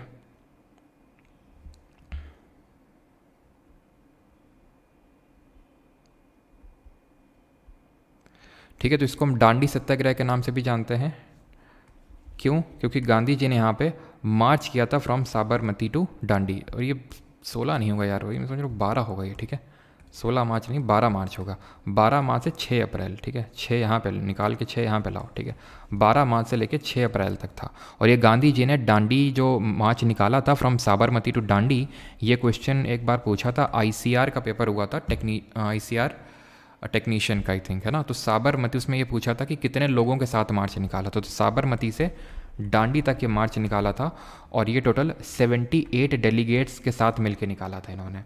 ये कब स्टार्ट हुआ था? 12 मार्च 1930 और 6 अप्रैल 1930 तक चला था, जिसमें कि गांधी जी ने सॉल्ट लॉ का वॉयलेट किया था। अब यहाँ पे कुछ चीज़ें इंपॉर्टेंट हो जाती हैं, जैसे कि पूछता है कि धारसाना जो कि डांडी के पास ही जगह पड़ती है, किसने एक तरह से रेड करी थी? तो ये करी थी जो हमारी पहली कांग्रेस की विमेन प्रेसिडेंट बनी थी, पहली इंडियन विमेन कांग्रेस की प्रेसिडेंट, वो सरोजनी नायडू थी, जिनको कि हम नाइटेंगल ऑफ इंडिया के नाम से भी जानते हैं। ये पहली इंडियन विमेन गवर्नर थी किसी स्टेट की, उत्तर प्रदेश की पहली महिला राज्यपाल बनी थी ये, ठीक है। और कांग्रेस की पहली भारतीय महिला अध्यक्ष, पहली महिला अध्यक्ष तो एनी बेसन थी, ठीक है। फिर आपसे पूछता है कि NWFP that is north west frontier province जो था, वहाँ पे किसने इसको लीड किया? CDM को। ये लीड किया था खान अब्दुल गफ़ार खान ने। इन्होंने खुदाई खिदमतगार करके एक सोसाइटी बनाई जिसको हम और यहाँ पर इन्होंने रेड शर्ट मूवमेंट चलाया, यानी लाल कुर्ती आंदोलन चलाया। नॉन वॉयलेंट मूवमेंट था, बिकॉज गांधीयन फिलॉसफी पे बिलीव करते थे, इसलिए इनको भारत रत्न भी दिया गया था। थे पाकिस्तान के ये, और भारत पाकिस्तान विभाजन के खिलाफ थे ये, तो इनको भारत रत्न मिला था। दो गैर भारतीय हैं जिनको आज तक भारत रत्न मिला है, एक तो ये हैं और दूसरे नेल्सन मंडेला हैं, साउथ अफ्रीका के, ठीक है। नेल्सन मंडेला जी की ऑटोबायोग्राफी का नाम क्या है? लॉन्ग वॉक टू फ्रीडम, वो ध्यान रखिएगा, ठीक है, लॉन्ग वॉक टू फ्रीडम। अभी अगर हम बात करें, ठीक है, ऐसे ही अगर बात पूछ ले, वैसे तो पूछता नहीं है, बिहार में अंबिका कांत सिन्हा ने इसको लीड किया था। अंबिका कांत सिन्हा ने नाखस पॉन्ड में जो है इन्होंने इसका सॉल्ट लॉ का वॉयलेशन किया था, नाखस पॉन्ड में। अच्छा, CDM जिस साल हुआ था 1930 में, उसी टाइम पे ही साल के अंत में पहली गोल मेज सम्मेलन भी हुई थी, फर्स्ट राउंड टेबल कॉन्फ्रेंस हुई थी 1930 में, साल के अंत में होती थी। कहाँ पे होती थी? लंदन में होती थी। जब कांग्रेस ने इसमें हिस्सा नहीं लिया, बॉयकॉट किया पहली राउंड टेबल कॉन्फ्रेंस को, तो फिर इरविन उस समय वॉइसरॉय था। और इरविन और गांधी जी के बीच में एक पैक्ट साइन होता है 1931 में, जहाँ पे गांधी जी बोलते हैं ठीक है, हम CDM को, सिविल डिसोबीडियंस मूवमेंट को सस्पेंड कर देंगे और सेकेंड राउंड टेबल कॉन्फ्रेंस में गोल मेज सम्मेलन में हिस्सा लेंगे, जो 1931 के साल के अंत में होगी। टोटल 3 राउंड टेबल कॉन्फ्रेंस हुई थी, तो दूसरी वाली एकमात्र ऐसी गोल मेज सम्मेलन थी जिसमें कि कांग्रेस ने पार्टिसिपेट किया था, और कांग्रेस का नेतृत्व किसने किया था? गांधी जी ने। तीसरी वाली में भी इन्होंने फिर पार्टिसिपेट नहीं किया, कांग्रेस ने बॉयकॉट कर दिया था, ठीक है। इस चीज़ को ध्यान रखिएगा। 3 गोल मेज सम्मेलन कहाँ हुए और कांग्रेस ने किस में पार्टिसिपेट किया? Read the given statement and select the correct option. DPSP, ये क्वेश्चन देख आपको याद हो तो मैंने कल हटा दिया था और आज मैंने बोला था कि हम इसको लेंगे। डीपीएसपी, हम अभी कितनी चीज़ें जानते हैं डीपीएसपी को लेके, पहले वो जानते हैं। DPSP directive principle of state policy यानी राज्य के नीति निर्देशक सिद्धांत, हम ये जानते हैं कि ये पार्ट 4 ऑफ कॉन्स्टिट्यूशन में है। हम ये जानते हैं कि आर्टिकल नंबर 36 से लेके 51 के बीच में दी हुई हैं। हम ये जानते हैं कि हमने इनको आयरलैंड के कॉन्स्टिट्यूशन से बोरो किया है। अब हम आज क्या जानेंगे, आज हम ये जानेंगे कि ये पॉजिटिव ऑब्लिगेशन है स्टेट को दिए गए हुए हैं। पॉजिटिव ऑब्लिगेशन मतलब, पॉजिटिव का मतलब ये होता है कि किसी को कुछ करने के लिए बोलना कि तुम ये करो, तुम वो करो, तुम ये करो। किसी को अगर तुम मना कर रहे हो कि तुम ये मत करना, तुम ये मत करना, तो वो नेगेटिव ऑब्लिगेशंस होते हैं। जैसे कि हम बोलते हैं कहीं कहीं पे फंडामेंटल राइट में तुम देखते हो कि state shall not discriminate, shall not discriminate, तो वो नेगेटिव एक तरह का राइट हो उसको बोलते हैं। अब ये सारे पॉजिटिव ऑब्लिगेशन हैं जो स्टेट को दिए गए हैं। स्टेट क्या होता है, स्टेट की डेफिनेशन लिखी हुई है आर्टिकल नंबर 36 में। क्या लिखा हुआ आर्टिकल 36 में कि स्टेट की वही डेफिनेशन है जो आर्टिकल 12 में। अच्छा, आर्टिकल 12 क्या है, उसमें ये लिखा हुआ है कि जहाँ पे फंडामेंटल राइट है, मौलिक अधिकार, जहाँ जहाँ स्टेट लिखा हुआ है, तो स्टेट का मतलब क्या है। डीपीएसपी जो है, अंबेडकर जी ने बोला था कि they resemble the instrument of instructions as contained in the government of India act 1935। जो इंस्ट्रूमेंट ऑफ इंस्ट्रक्शंस हैं उसको रिजेंबल करते हैं। ये जैसे मैंने बताया पॉजिटिव एप्लीकेशन है एक तरह के, इनको हम नॉन जस्टिसिएबल राइट्स के नाम से जानते हैं। नॉन जस्टिसिएबल राइट्स का मतलब होता है कि ये अधिकार तो हैं लोगों के, लेकिन ये वाद योग्य नहीं है, यानी आप कोर्ट में नहीं जा सकते हैं कि राइट टू वर्क तो राइट दिया हुआ है इसमें, तो हमारे हम तो बेरोजगार हैं, तो वो नॉन जस्टिसिएबल कोर्ट बोलेगा, तो आप कोर्ट नहीं जा सकते हैं भाग के। ये आर्टिकल नंबर 37 में लिखा हुआ है कि ये नॉन जस्टिसिएबल है, ठीक। और ये they trace back their origin from the Karachi resolution जो हुआ था कांग्रेस का 1931 से, वहाँ से अपने ओरिजिन को ट्रेस बैक करते हैं, ठीक।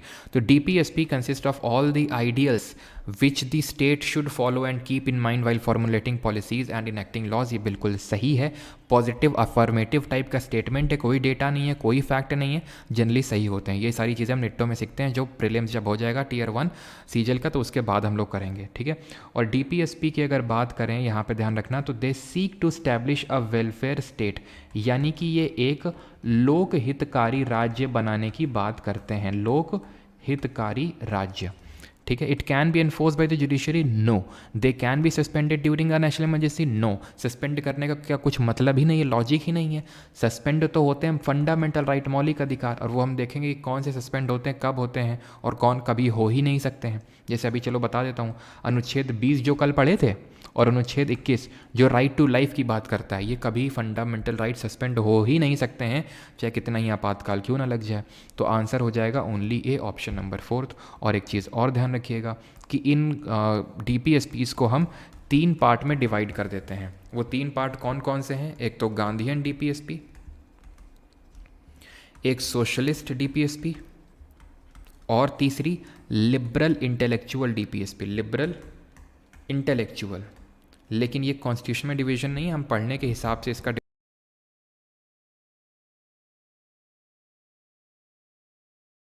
जहाँ पे आर्टिकल्स में हम घुसेंगे डीपीएसपी के। Consider the following statement which are true for the recipients of the Sangeet Natak academy award.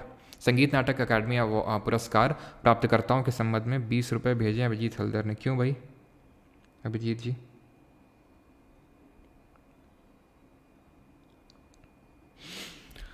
ठीक है। Sonal Mansingh was elected as the fellow of Sangeet Natak Academy in the year 2018. Jatin Goswami was elected as the fellow of Sangeet Natak Academy in the 2018, and Radha Sridhar received the Sangeet Natak Academy Award for the year 2018 for a contribution to Kathak.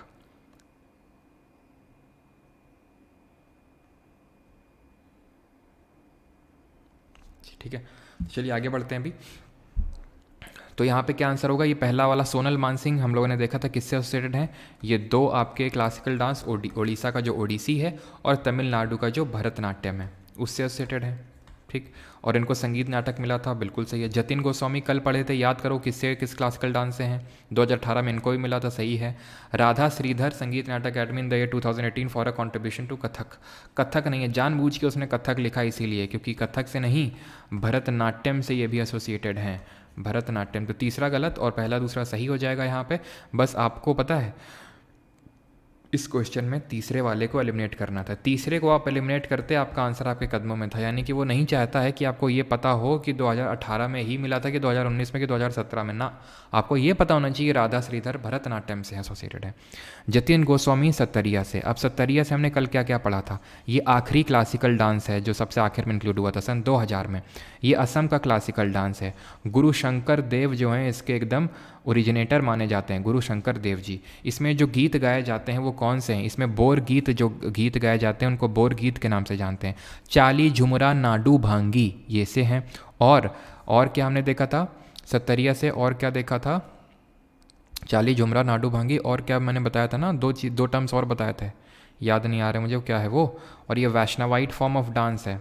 और कौन कौन से इसके exponent देखे थे जतिन गोस्वामी जी के अलावा, भूपेन हजारिका, घनाकंठा बोरा, ठीक है, मनीराम दत्ता, ये हमने इसके एक्सपोनेंट देखे थे सत्तरिया के।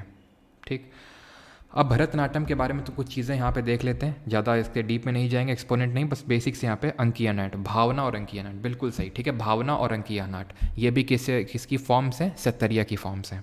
ठीक, अब आते हैं इस पे, भरतनाट्यम के बारे में थोड़ा सा चीज़ें समझ लेते हैं, बेसिक, एक्सपोनेंट पे भी डीप में नहीं घुस रहे हैं। तो भरतनाट्यम तमिलनाडु का क्लासिकल डांस है।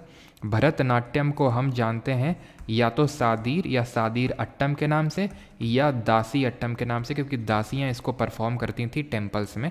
इसको सन 1910 में ब्रिटिशर्स ने बैन लगा दिया था इस पर। भरतनाट्यम ये फायर, जो हमारे पंच तत्व होते हैं उनमें से फायर को सिंबलाइज करता है।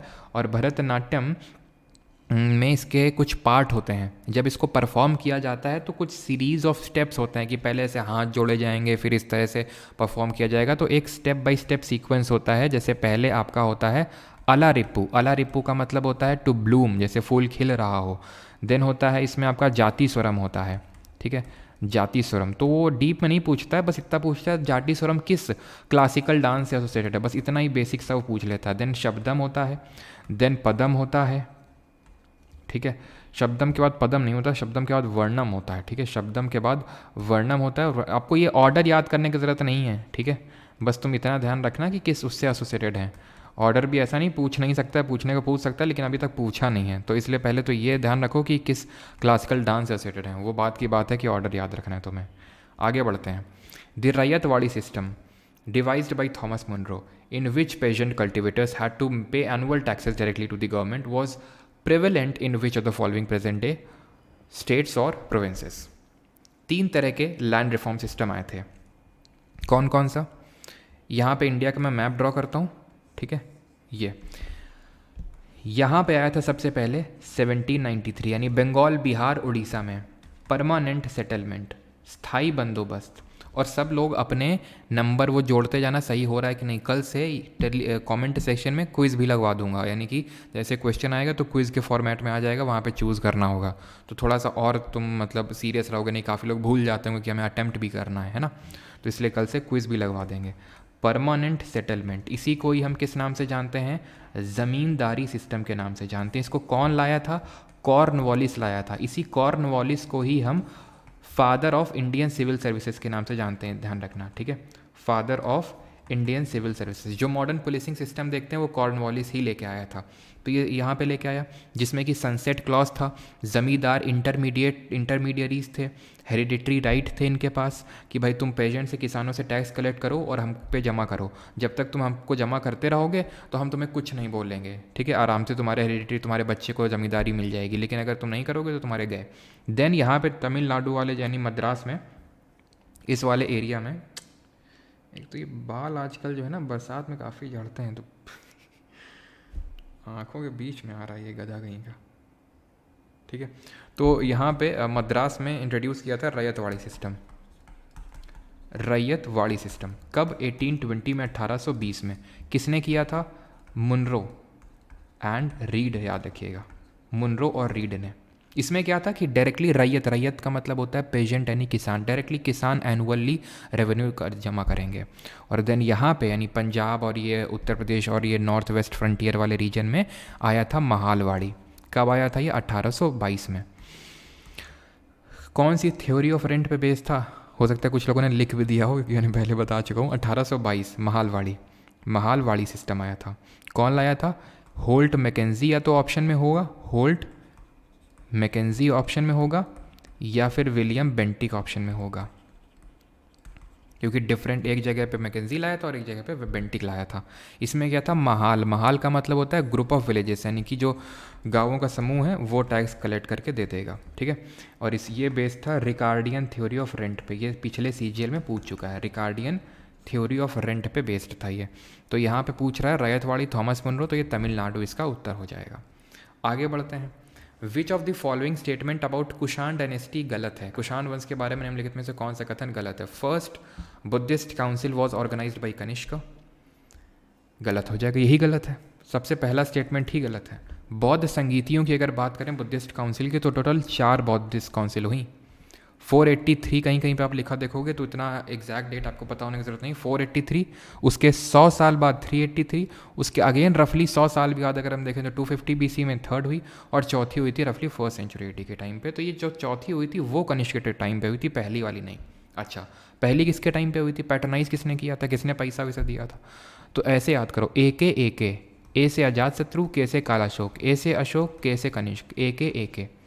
अजातशत्रु कौन था, ये मगध जो हमारा एक महाजनपद था, सबसे पावरफुल महाजनपद में से एक था। 16 महाजनपद थे, उसमें से सबसे पावरफुल मगध था। उसमें जो पहली डायनेस्टी आई थी वो हर्यनका डायनेस्टी थी, और हर्यनका डायनेस्टी का पहला रूलर बिंबिसार था, जिसने कि जीवक नाम के फिजिशियन को भेजा था उज्जैन के रूलर के पास, और उसका बेटा था अजातशत्रु, उसने पैटर्नाइज किया। देन काला अशोकन जो शिशुनगर डायनेस्टी से था, अशोक जो हमें पता है मौर्य डायनेस्टी से थे, और कनिष्क जो कुषाण डायनेस्टी से थे। तो एक याद रखिएगा, ठीक है, क्लियर।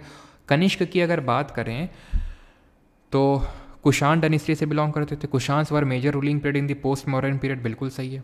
कुषाण डायनेस्टी के फाउंडर की अगर बात करेंगे तो कुजुल कडफिसेस, कुजुल कडफिसेस 1 ऑप्शन में होगा आपका, ठीक है। तो ये आपके फाउंडर थे कुषाण डायनेस्टी के। कुषाण कौन थे, मैंने आपको पहले ही बताया था कि यहाँ से सेंट्रल एशिया से पहले इंडो ग्रीक आए थे।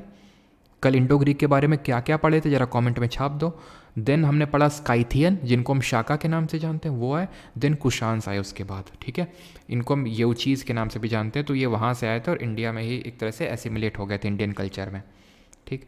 कुषाण जाने जाते हैं, कुषाण के टाइम, कुषाण के सबसे पावरफुल रूलर थे कनिष्क, जिन्होंने सबसे प्योरेस्ट गोल्ड कॉइन्स इंट्रोड्यूस किए थे, सबसे प्योर फॉर्म में गोल्ड कॉइन्स को इंट्रोड्यूस किया था।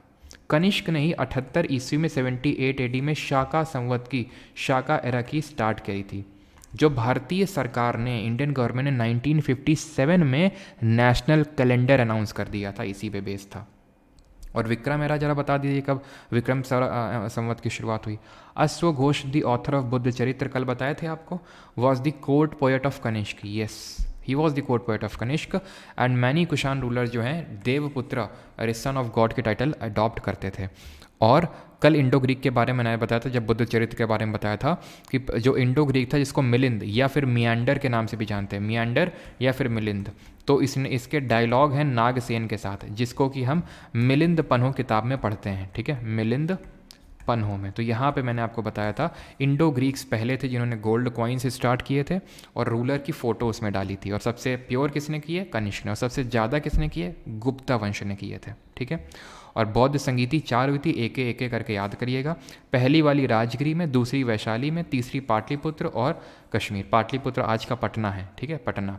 और राजगीर जो आज का है वही राजगिरी पहले होता था, जहाँ पे अभी कुछ ही दिन पहले PM मोदी ने नालंदा यूनिवर्सिटी जो है मतलब उसका वो किया है, ठीक है, मतलब उसको इनॉग्रेट किया है, ठीक है। तो राजगिरी, वैशाली, पाटलिपुत्र और कुंडलवन कश्मीर में चौथी वाली हुई थी, ठीक है।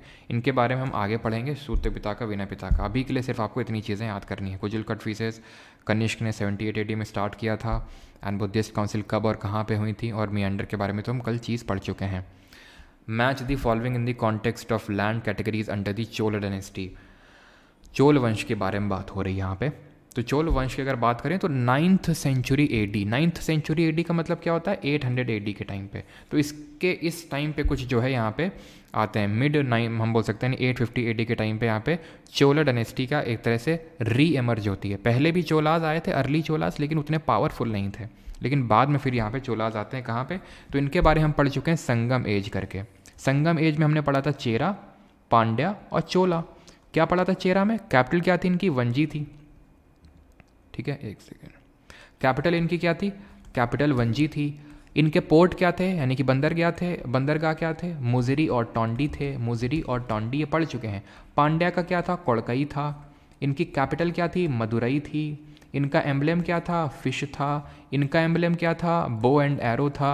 इनका चोलास का कैपिटल क्या था? उरायूर भी था, तंजौर भी था और गंगईकोंडा चोलापुरम भी था। इनका एम्बलेम क्या था? टाइगर था। ठीक, तो ये चोलास में अगर हम बात करें, ये लैंड का डोनेशन किया करते थे। जो ब्राह्मण्स को करते थे उसको बोलते थे ब्रह्मदेह। रिपीटेडली पूछता ये क्वेश्चन, ठीक है। देवदान जो टेम्पल्स को डोनेट करते थे।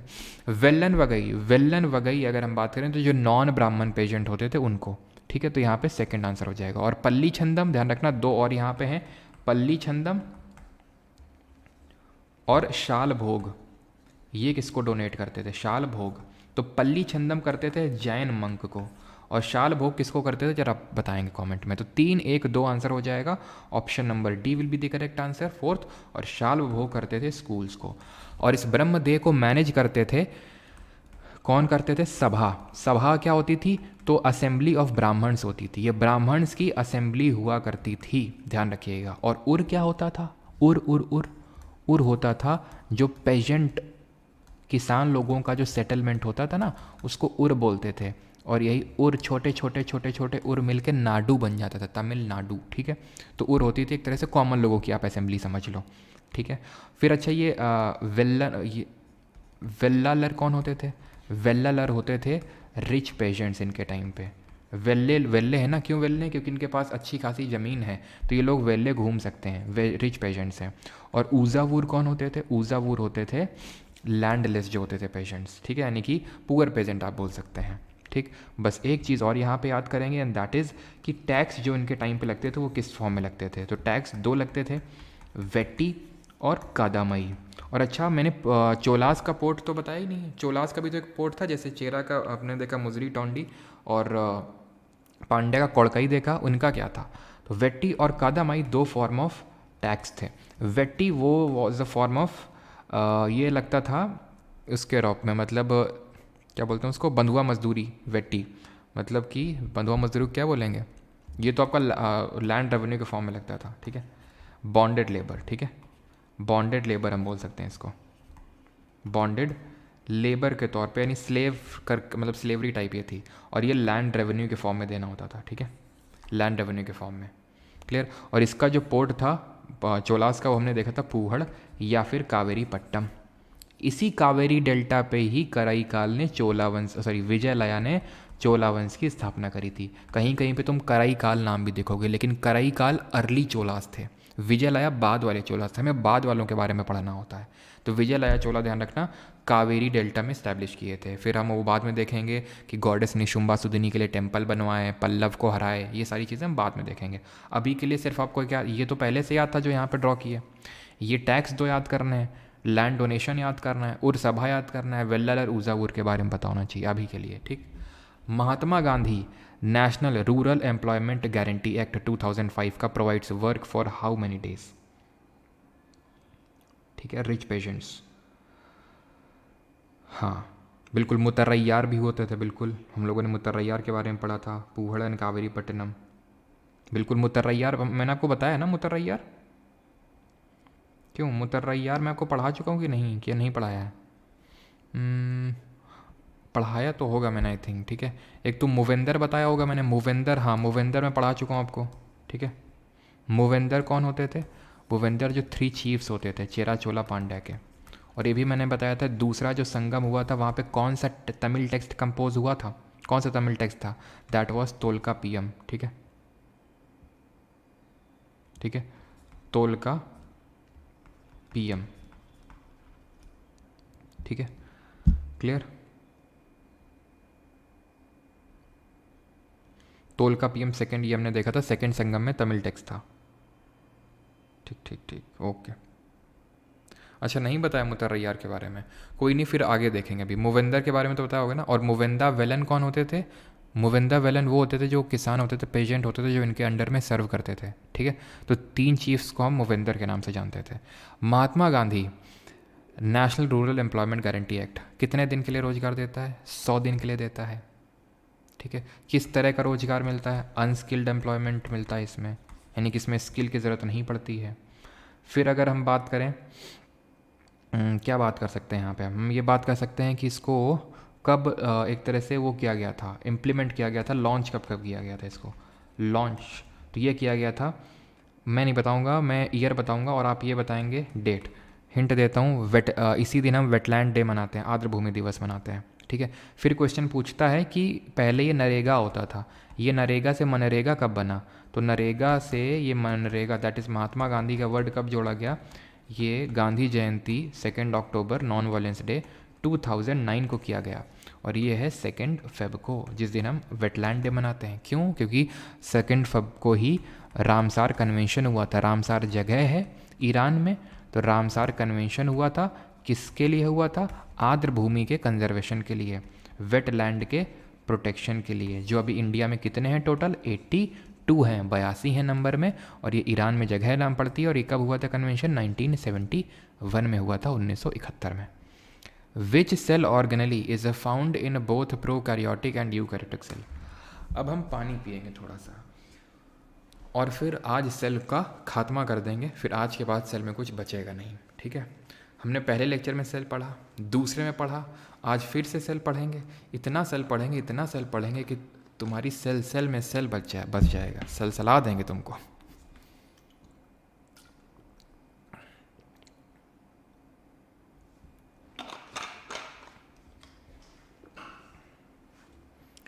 प्रोकैरियोटिक क्या सेल होती है? ये प्रो होते हैं, तो इनको सेल ऑर्गेनल, कोशिकांग की जरूरत नहीं पड़ती है। न्यूक्लियस भी ढंग का नहीं होता है, दिखता है इसमें। यू क्या है? यू का मतलब होता है ट्रू, कैरियोट का मतलब होता है न्यूक्लियस, ट्रू न्यूक्लियस है, इसमें न्यूक्लियस होता है। बस एक को छोड़ दें, अभी नहीं, पहले तो रिवाइज करते हैं, ठीक है। ये है प्रोकैरियोटिक सेल, लेकिन पहले रिवाइज करेंगे जल्दी से, सभी लोग की आंख बंद होनी चाहिए, और जो हम सेल में पढ़ें उसको रिवाइज करेंगे जल्दी से।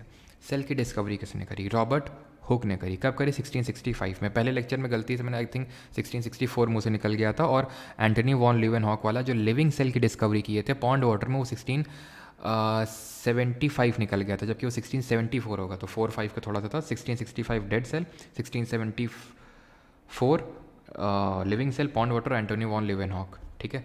देन अब यहाँ पे सेल थ्योरी ध्यान से देखना, सेल थ्योरी किसने दी थी? ये अभी चलो बता ही देते हैं लगे हाथ। फिर सेल थ्योरी किसने दी थी? तो सेल थ्योरी ध्यान रखेंगे, ये शेल्डन और स्वान ने दी थी, शेल्डन और स्वान ने दी थी, जिन्होंने बोला था कि हर चीज़ लिविंग ऑर्गेनिज्म जो है सेल से बनी हुई है, कोशिका से बनी हुई है। और वर्चो जी ने ये बोला था कि हर नई सेल जो बनती है कोशिका, वो प्री एग्जिस्टिंग सेल से बनती है। ये था, ये ध्यान रखना आपको, ठीक है। इसके बाद हमने एक सेल के डिफरेंट ऑर्गेनल्स के बारे में पढ़े थे। सेल मेम्ब्रेन पे आओ पहले, तुम आंख बंद रखो अपनी, और दिमाग में वो पिक्चर जो मैंने आपको अभी 2 दिन से मैं दिखा रहा था उसको विजुअलाइज करते रहो। सबसे आउटर मेम्ब्रेन सेल मेम्ब्रेन है, जिसको कोशिका भित्ति, कोशिका झिल्ली के नाम से जानते हैं, प्लाज्मा मेम्ब्रेन के नाम से भी जानते हैं। प्रोटीन लिपिड की बनी होती है, 50% प्रोटीन 50% लिपिड होता है, लिविंग होती है, सेमी परमेबल होती है। अच्छा, कुछ लोगों में सेल वॉल भी होती है, कोशिका भित्ति भी होती है सेल मेम्ब्रेन के बाहर। सेल वॉल, अगर सेल वॉल है तो वो सेल मेम्ब्रेन के भी बाहर होगी, कोशिका भित्ति बोलते हैं। प्लांट में सेल्यूलोज की बनी होती है, स्पाइरोगैरा में भी सेल्यूलोज की बनी होती है, बैक्टीरिया में पेप्टिन या फिर पेप्टिडोग्लाइकन की बनी होती है, उसकी आउटर कवरिंग ग्लाइकोकैलिक्स होती है जो स्लाइम लेयर है, एंड फंगस में चिटिन की बनी होती है। देन हम डिफरेंट सेल और जो सेल वॉल होती है वो नॉन लिविंग होती है और फ्रीली मतलब फुली परमेबल होती है। देन अंदर घुसते हैं सेल के अंदर तो साइटोप्लाज्म यानी कोशिका द्रव्य देखने को मिलता है, जहाँ पे हमारे फंक्शनल यूनिट ऑफ सेल यानी कोशिकांग यानी सेल ऑर्गेनल घूम रहे हैं, फंक्शन परफॉर्म कर रहे हैं। फंक्शनल यूनिट ऑफ सेल इसीलिए बोलते हैं उनको। माइटोकॉन्ड्रिया अपना एनर्जी बनाने में लगा हुआ, धका धक खटाखट। जो उसकी इनर मेम्ब्रेन है वो एटीपी के फॉर्म में एनर्जी बनाती है, adenosine triphosphate energy currency of the cell. और आउटर मेम्ब्रेन पोरस होती है, सॉशर शेप का होता है, 0.5 से लेकर 1 माइक्रोमीटर का डायमीटर होता है इसका। देन यही न्यूट्रिएंट्स को एनर्जी में कन्वर्ट करता है, वो तो हम देख ही चुके हैं। Aerobic form of respiration perform करता है। देन आते हैं किस पे? एंडोप्लाज्मिक रेटिकुलम यानी अंतःप्रादव्य जालिका। ये क्या करता है? ट्रांसपोर्टेशन करता है। किसका करता है? जो इसके रफ और स्मूथ पार्ट बनाते हैं। रफ क्यों होता है? राइबोसोम की वजह से होता है।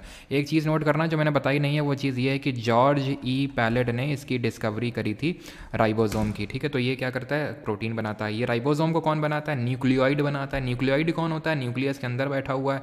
न्यूक्लियस की डिस्कवरी किसने करी थी? रॉबर्ट ब्राउन ने करी थी।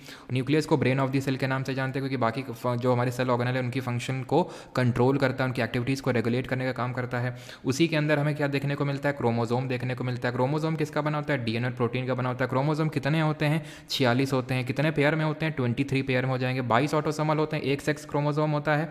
डीएनए की डिस्कवरी किसने करी थी, फ्रेडरिक मिशर ने मॉलिक्यूल की डिस्कवरी करी थी, और 1953 में 1953 ने डबल हेलिकल स्ट्रक्चर की डिस्कवरी करी थी वॉटसन एंड क्रिक ने। एडेनोसाइन, गुआनाइन, थाइमाइन, साइटोसाइन, ये 4 बेस पेयर होते हैं। प्रोटीन कौन सा होता है क्रोमोजोम में, वो होता है हिस्टोन, जिससे कि वो बंधे हुए हैं हमारे डीएनए।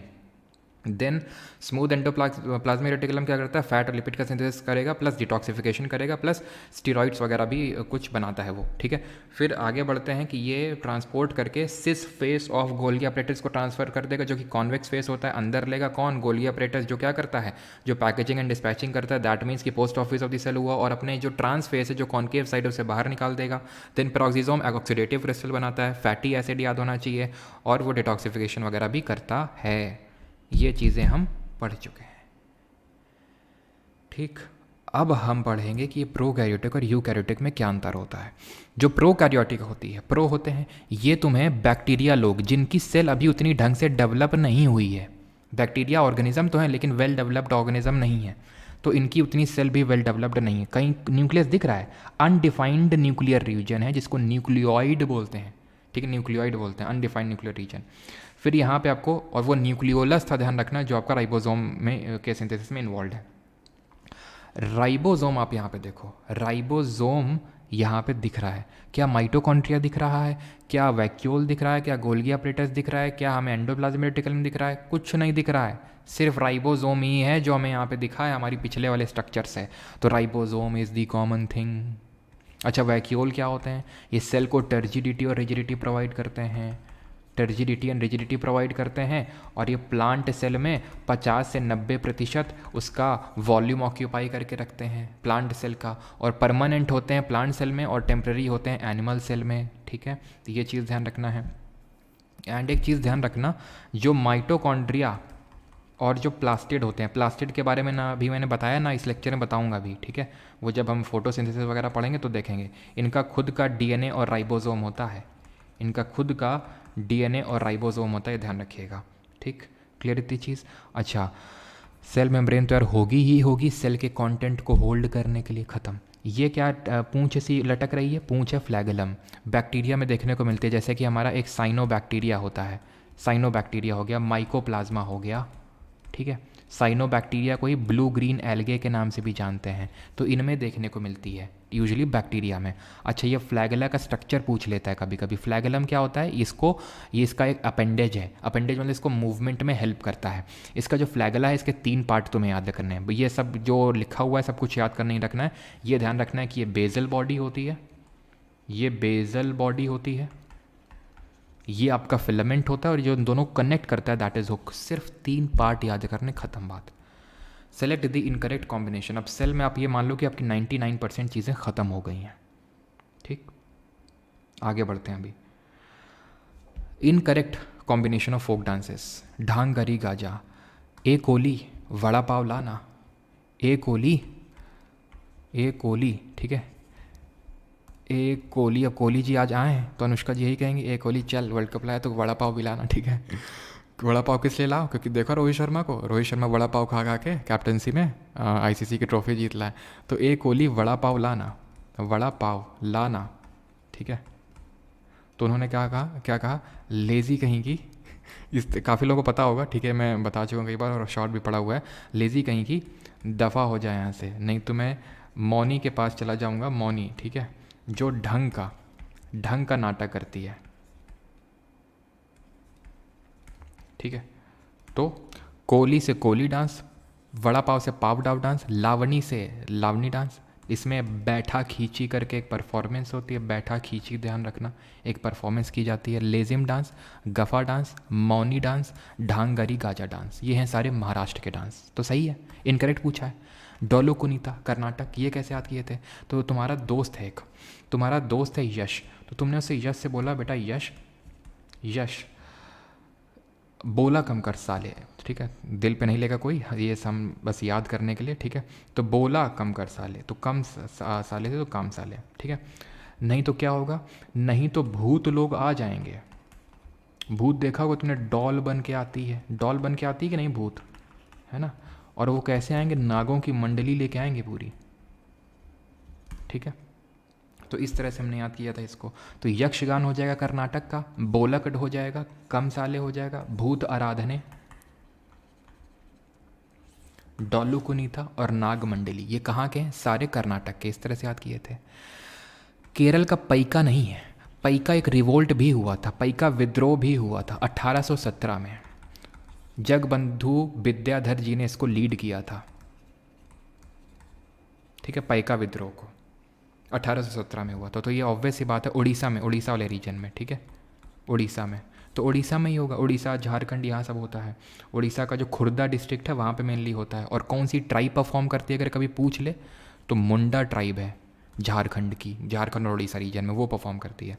मुंडा रेबिलियन कब हुआ तो कोई बताएगा हिस्ट्री में, तो ये गलत हो गया। डांडिया रास गुजरात का है, गुजरात का और कौन कौन से हैं, डांडिया होता है। अच्छा, डांडिया क्यों होता है, डांडिया किसके बीच की फाइट दिखाता है अगर कभी पूछ ले, डांडिया किसके बीच की फाइट दिखाता है, तो दुर्गा जी की और महिषासुर की। महिषासुर जो असुर था उन दोनों लोगों के बीच में ही फाइट दिखाता है कौन, डांडिया। गोपरास हो गया, गरबा हो गया डांस, ठीक है, गरबा हो गया, गोपरास हो गया, नहीं 1855 नहीं सर, 1899 होगा। मुंडा रेबिलियन, बेसा मुंडा भगवान जी हमारे, ठीक है, तो उन्होंने 1899 में इसको लीड किया था। गोपारास हो गया और विंचूदो हो गया, ठीक है, विंचूदो हो गया, टिप्पणी हो गया, ठीक है, टिप्पणी, और भवई हो गया, भवई, ठीक है। तो इसको भी मैंने कुछ याद किया था कि भाव नहीं देगा पानी, पानी की कमी कहाँ रहती है, राजस्थान गुजरात में, वहाँ पे पानी को बहुत भाव दिया जाता है। जब आता है तो लोग बोलते हैं पानी जी पधार रहे हैं, तो पधार डांस, ठीक है, पधार हो गया। और कौन लेके आती हैं, तो गोपियाँ लेके आती हैं, गरबा करते करते लेके आती हैं। डांडिया तो सबको पता ही है गुजरात का होता है नवरात्रों के टाइम पे, ठीक। आगे बढ़ते हैं 17। Siddheshwar Mahadev temple located in Bengal reflects the architecture of which dynasty, Pal dynasty. अब आसान है क्वेश्चन, क्यों, हिंट दे दिया उसने बहुत बड़ा तुम्हें। चालुक्य का बंगाल से क्या लेने देना, चालुक्य तो सेंट्रल इंडिया में थी, यहाँ पे कर्नाटक और सदर्न महाराष्ट्र वाले रीजन में, तो ये तो हो ही नहीं सकता चालुक्य डायनेस्टी। शुंगा डायनेस्टी ये क्या है, तो शुंगा के बारे में बस एक चीज़ याद रखना कि इसका फाउंडर था पुष्यमित्र शुंगा, और इसने मौर्य वंश के आखिरी रूलर बृहद्रथ को हराया था। बृहद्रथ मौर्य वंश के आखिरी रूलर थे, इनको हराया और ये शुंग वंश की स्थापना करी। इन्हीं के टाइम पे ही पतंजलि जी एग्जिस्ट करते थे, यानी उनके कंटेम्प्रेरी थे। और पतंजलि जी ने क्या लिखी थी, महाभाष्य लिखी थी, ठीक है, महाभाष्य। और इनके बेटे थे अग्निमित्र, जिन पे कि मालविका अग्निमित्र, इनकी मतलब महिला मित्र थी मालविका जी। तो मालविका अग्निमित्र जो है लिखी थी किसने, कालिदास जी ने, ठीक है। कालिदास जी ने मालविका अग्निमित्र के अलावा और कौन कौन सी बुक्स लिखी थी जरा कमेंट में आप बताएंगे। तो ये ध्यान रखना शुंगा डायनेस्टी के रिगार्डिंग। बस चालुक्य तो हो नहीं सकते हैं, इनके बारे में हम इस लेक्चर में नहीं देखेंगे, बाकी हमने कुछ चीज़ें देखी हैं और कुछ चीज़ें आगे देखते रहेंगे अभी, ठीक है। पाल डायनेस्टी आंसर होगा। क्या क्या पढ़ चुके हैं पाल डायनेस्टी के संबंध में। और एक चीज़, अगर आप में से कोई मध्य प्रदेश का है और मध्य प्रदेश का पटवारी और ये पीएससी के एग्ज़ाम वगैरह देने जाते हैं, तो वहाँ पे अगर ये पूछ लेगा ना तो आंसर परमार डायनेस्टी होगा, ध्यान रखना। अगर एमपी का कोई भी एग्ज़ाम दे रहे तो वहाँ पे ये नहीं पूछेगा आपसे, क्योंकि ये एक देवास करके जो जगह पड़ती है एमपी में, तो वहाँ पे एक सिद्धेश्वर महादेव मंदिर है और वो परमार डायनेस्टी ने बनवाया था, तो ध्यान रखना उसको। ये बंगाल वाले की बात हो रही, इसलिए यहाँ पे पाल डायनेस्टी है। और क्योंकि पाल डायनेस्टी अगर हम ध्यान से देखें तो यहाँ पे पाल डायनेस्टी ईस्टर्न इंडिया में थी, जो कि ट्राईपार्टाइट स्ट्रगल में इन्वॉल्व थी। किसके साथ, गुर्जर प्रतिहार और राष्ट्रकूटा के साथ। गुर्जर प्रतिहार का फाउंडर कौन था, नागभट्ट जी फाउंडर थे गुर्जर प्रति। ये मैंने बताया होगा ना ट्राईपार्टाइट स्ट्रगल, कि नहीं पढ़ाया अभी, बताया होगा आई थिंक मैंने। तो नागभट्ट इसके फाउंडर थे गुर्जर प्रतिहार के। यहाँ पे राष्ट्रकूट डायनेस्टी थी जिसके फाउंडर थे दंती दुर्ग, और ये थी पाल डायनेस्टी जिसके फाउंडर थे गोपाल। गोपाल नहीं ओदांतपुरी यूनिवर्सिटी डेवलप करी थी, ओदांतपुरी, ठीक है। और इसके बाद आए थे धर्मपाल। धर्मपाल जी जो हैं, इन्होंने कल आई थिंक क्वेश्चन पूछा था ओके CHSL में कि किसने, कौन सा पाल डायनेस्टी का रूलर था जिसने कन्नौज पे कब्जा किया था। तो कन्नौज पे कब्जा किया था धर्मपाल जी ने कुछ टाइम के लिए, जिन्होंने कि विक्रमशिला यूनिवर्सिटी डेवलप करी थी, विक्रमशिला यूनिवर्सिटी, है ना। और क्या चीज़, ठीक है, इतनी चीज़ हमें पता होनी चाहिए। ये ट्राईपार्टाइट स्ट्रगल के बारे में मैंने पढ़ाया है कि नहीं पढ़ाया आपको, एक बार कंफर्म करेंगे। पढ़ाया है ट्राईपार्टाइट स्ट्रगल कि नहीं पढ़ाया? चलो पढ़ा ही देते हैं, हम इतनी देर पूछेंगे तो बता ही दें। तो ट्राईपार्टाइट स्ट्रगल त्रिपक्षीय युद्ध हुआ था 790 AD के टाइम पे। ट्राईपार्टाइट स्ट्रगल किन के बीच में हुआ था? इन्हीं तीनों के बीच में हुआ था। एक तो ये पाल ईस्ट इंडिया के, वेस्टर्न साइड के गुर्जर प्रतिहार और नीचे थे राष्ट्रकूटा, ठीक है, राष्ट्रकूट, इनके बीच में हुआ था ये, ठीक है। किसके लिए हुआ था? कन्नौज के लिए हुआ था। ये कौन सी जगह है? कन्नौज। इसीलिए इस स्ट्रगल को कन्नौज या फिर कन्यक बुज स्ट्रगल के नाम से भी जानते हैं, बिकॉज तब कन्नौज नहीं, इसको कन्यक बुज के नाम से जानते थे। तो उसमें कुछ टाइम के लिए धर्मपाल जी जो है अपना स्वामित्व स्थापित करने में पॉसिबल हो पाए थे। पहला अर्जुन अवार्ड किसको मिला था कबड्डी में? प्रथम अर्जुन पुरस्कार विजेता कौन थे? तो अर्जुन पुरस्कार अगर बात करें खेल जगत में खिलाड़ियों को दिए जाने वाला सेकंड हाईएस्ट सिविलियन मतलब सेकंड हाईएस्ट अवार्ड है। पहला हाईएस्ट अवार्ड कौन सा, जरा बताइए। ये सबसे पहली बार 1961 में 1961 में दिया गया था। बहुत सारे प्लेयर्स को दिया गया था। तो स्पोर्ट्स पूछता है और किस स्पोर्ट्स में दिया गया था, जैसे कबड्डी में शेट्टी दी को दिया गया था। ऐसे ही आपसे पूछता है क्रिकेट में किसको दिया गया था, तीरंदाजी में किसको दिया था, आर्चरी में, फुटबॉल में किसको दिया गया, एथलेटिक्स में किसको दिया गया, एथलेटिक्स में। फिर पूछता है बैडमिंटन में किसको दिया गया, ठीक है। तो ये आपसे क्वेश्चन पूछ लेता। तो क्रिकेट में किसको दिया गया? सलीम दुर्रानी जी को, ठीक है। आर्चरी में, तीरंदाजी में कृष्णा दास, फुटबॉल में पीके बनर्जी को, ठीक है। और एथलेटिक्स में गुरबचन सिंह रंधावा जी को, ठीक है, गुरबचन सिंह रंधावा जी को। बैडमिंटन में नंदू नाटेकर। और हाईएस्ट जो अवार्ड मिलता है वो है मेजर ध्यानचंद्र खेल रत्न अवार्ड, जो पहले राजीव गांधी खेल रत्न अवार्ड हुआ करता था, ठीक है। तो अभी क्या है वो मेजर ध्यानचंद खेल रत्न अवार्ड, जो सबसे पहला 1991-92 के टाइम पे मिला था। और ये किसको मिला था? हमारे पहले ग्रैंड मास्टर विश्वनाथन आनंद जी को, ठीक है, विश्वनाथन आनंद जी को। और यहाँ पे हम चलिए डिस्कस कर लेते हैं ज़रा द्रोणाचार्य अवार्ड को भी, जो स्पोर्ट कोचेस को दिया जाने वाला सबसे बड़ा अवार्ड है, द्रोणाचार्य अवार्ड। ये सबसे पहले कब दिया गया था? 1985 में। ये सिर्फ 3 लोगों को मिला था, 3 कोचेस को मिला था। एक थे बॉक्सिंग वाले कोच, एक थे रेसलिंग वाले कोच और एक थे एथलेटिक्स वाले कोच, ठीक है, एथलेटिक्स वाले कोच थे। तो बॉक्सिंग वाले तो हमारे थे OM नाम्बियार। रेसलिंग वाले थे BBB, बालचंद्र भास्कर भागवत। स्पेलिंग तो आप इतना उम्मीद है कि लिख लेंगे, बालचंद्र भास्कर भागवत। और एथलेटिक्स में मिला था OP, that is Om Prakash Bhardwaj, ठीक है, ओम प्रकाश भारद्वाज। ये एथलेटिक्स में मिला था, 1985 में पहला वाला मिला था। एंड ये मैंने बता दिया 1961 में। और इसमें 15 लाख की पैसा दिया जाता है, इसमें 15 लाख, ठीक है। और जो रिसेंट ये मिला ध्यानचंद किसको मिला है? सात्विक साईराज रनकी रेड्डी। होपफुली ये मेडल लेके आएंगे ओलंपिक्स से हमारे लिए। सात्विक साईराज रनकी रेड्डी एंड चिराग शेट्टी के जो डुओ है उनको मिला था ये, ठीक है, रनकी रेड्डी और चिराग शेट्टी।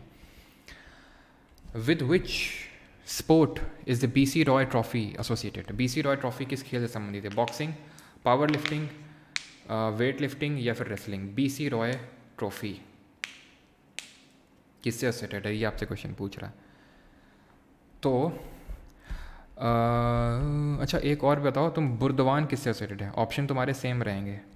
बुर्दवान ट्रॉफी किससे एसोसिएटेड है? ऑप्शन तुम्हारे सेम ही है। BC रॉय की अगर बात करें ये किसी से एसोसिएटेड नहीं है यार, इसमें तो BC रॉय तो फुटबॉल से एसोसिएटेड है, ऑप्शन में ही नहीं है फुटबॉल।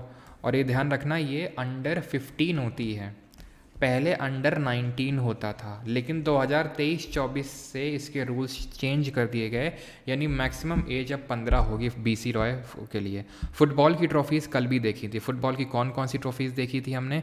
एक तो रेसलिंग सही है सभी का, ठीक है, सभी ने सही आंसर दिया। बुर्दवान ट्रॉफी है आपकी रेसलिंग से, ठीक है। तो हमने क्या देखा था फुटबॉल में? एक तो रोवर्स देखा था, मेडिका कप देखा था, संतोष ट्रॉफी देखी थी, डूरंड कप देखा था, ये सब देखे थे। अच्छा क्रिकेट में अब देख लेते हैं और हॉकी के देख लेते हैं, क्रिकेट के और हॉकी के। तो क्रिकेट में अगर बात करें तो ईरानी ट्रॉफी हो गया, देवधर ट्रॉफी हो गई, देवधर दिलीप ट्रॉफी हो गई, रणजी ट्रॉफी हो गई, विजय हजारे ट्रॉफी हो गई। ठीक। हॉकी की अगर बात करें तो आगा खां कप हो गया, रंगा स्वामी कप हो जाएगा, रंगारम कार्यक्रम, ठीक है, रंगा स्वामी कप। और अच्छा बताओ, ऑप्शन सेम ले लो तुम, ऑप्शन सेम ले लो, ये बता दो वॉल बारकर कप, ये किससे से रिलेटेड है, वॉल बारकर कप, ऑप्शन सेम ले लो। आखिरी question, by which Indian constitutional amendment act was the 11th fundamental duty was added in the Indian constitution. 11th fundamental duty को किससे ऐड किया गया था? फंडामेंटल ड्यूटी, आंख बंद और एकदम इमेजिन करो जो जो मैंने आपको पहले पढ़ा चुका हूँ। फंडामेंटल ड्यूटी क्या ओरिजिनली पार्ट थे कॉन्स्टिट्यूशन के? नो। तो फिर कब ऐड किया गया? तो इनको ऐड किया गया, एक कमेटी पहली बनी, सरदार सोरन सिंह जी की कमेटी बनी, उसने बोला 8 ड्यूटी ऐड कर दो। इंदिरा गांधी जी ने बोला नहीं नहीं हम तो 10 ऐड करेंगे, तो 10 ऐड हो गई। किससे करेंगे? तो अमेंडमेंट से करेंगे। 42nd अमेंडमेंट से किया, 1976 में किया, कितनी? 10 ऐड करी। ठीक। फंडामेंटल ड्यूटी कहाँ पे ऐड करी? तो पार्ट नंबर 4A भाग 4 का में करी। किस आर्टिकल में करी? 51A अनुच्छेद 51 का में करी। किस कंट्री से इंस्पायर होकर करी? जल्दी से कमेंट में छापिए। और अभी कितनी है? 11 हैं। तो सर ये 11वीं कहाँ से आ गई? तो 11वीं 86th अमेंडमेंट एक्ट ऑफ 2002 से इनको ऐड किया गया। एक्चुअल में जो 86th अमेंडमेंट है 2002 का, उससे 3 इंपॉर्टेंट चीज़ें हुई। क्या क्या चीज़ें हुई? एक तो article number 51A sub clause के यानी कि 11वें नंबर की ड्यूटी जोड़ी गई। अभी मैंने आपको 51A sub clause A B C D कुछ नहीं पढ़ाया है, ठीक है। अभी हम पहले जो पढ़ा है उसको स्टेबलाइज करेंगे अपने दिमाग में। फिर उसके बाद अगर हम बात करें आर्टिकल नंबर 21A अनुच्छेद नंबर 21 का, जो राइट टू प्राइमरी एजुकेशन यानी कि प्राथमिक शिक्षा का अधिकार देता है, right to primary education, article 21A यानी 6 से 14 साल तक के बच्चों को पढ़ाना लिखाना है, उनको फ्री शिक्षा है। और आर्टिकल नंबर 45 का सब्जेक्ट मैटर चेंज किया था। क्या इसने बोला? यहाँ पे पहले यहाँ पे 45 में वही लिखा हुआ था पहले जो आज 21A में लिखा हुआ है कि 6 से 14 साल तक के बच्चों को शिक्षा, वो फंडामेंटल राइट हो गया। और फंडामेंटल राइट हमें पता है जस्टिसिएबल होते हैं, वाद योग होते हैं, तो अगर किसी को राइट अगर नहीं मिल रहा है तो कोर्ट में जा सकता है। लेकिन DPSP वाला जब में था तो नहीं जा सकते थे। क्या फंडामेंटल ड्यूटी जस्टिसिएबल है कि नहीं है बताओ?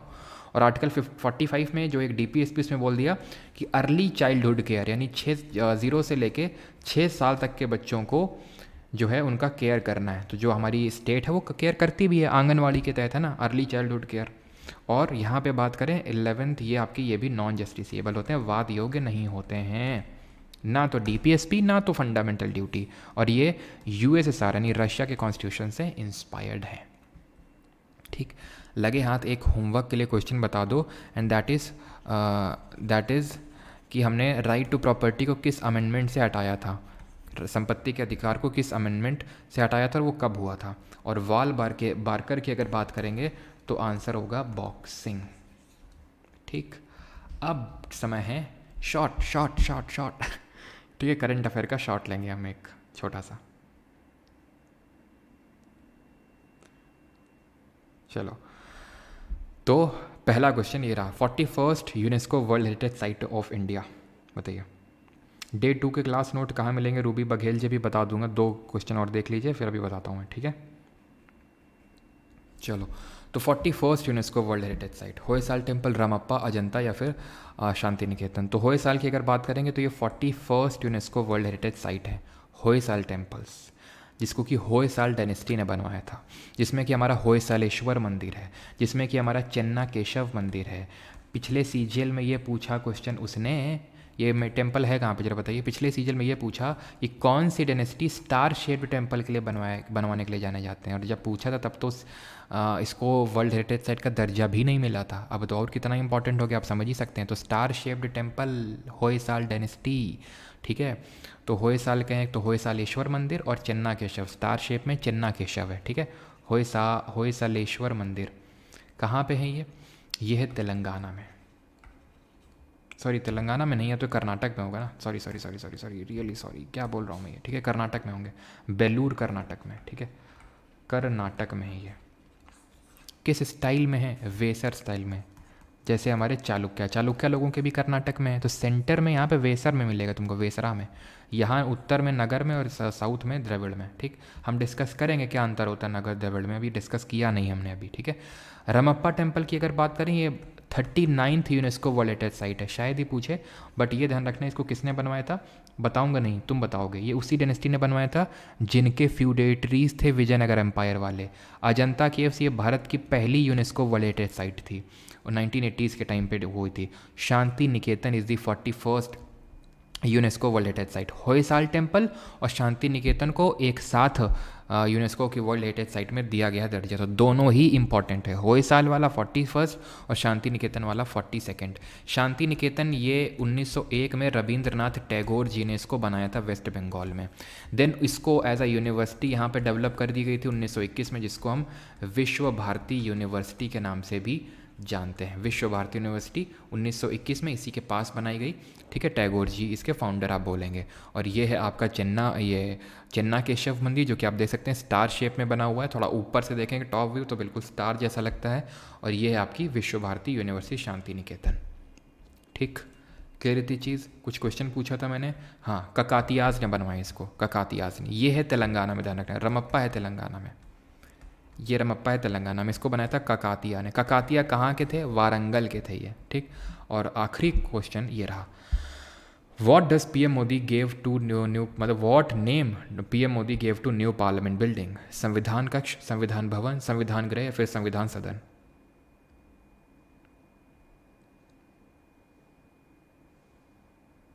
फोर्टीएथ धौलावीरा, अनुष्का सिंह, बिल्कुल। धौलावीरा जो 3 पार्ट में डिवाइडेड है, जहाँ पे हमें जाइंट वाटर रिजर्वायर देखने को मिलता है। एक हड़प्पा की ऐसी साइट है जो 3 पार्ट में डिवाइडेड है, और वो कैसी है, ठीक है, और वो कैसी है, और वो है आपका 3 पार्ट में डिवाइडेड है और जाइंट वाटर रिजर्वायर देखने को मिलता है। तो आंसर क्या होगा, संविधान सदन नाम दिया पीएम मोदी नई पार्लियामेंट बिल्डिंग। नई पार्लियामेंट बिल्डिंग को सेंट्रल विस्ता प्रोजेक्ट के तहत बनाया गया, जिसके तहत रायसीना पहाड़ी पे हमारा प्रेसिडेंट हाउस वगैरह भी लोकेटेड है ना, कर्तव्य पथ वगैरह, पार्लियामेंट बिल्डिंग।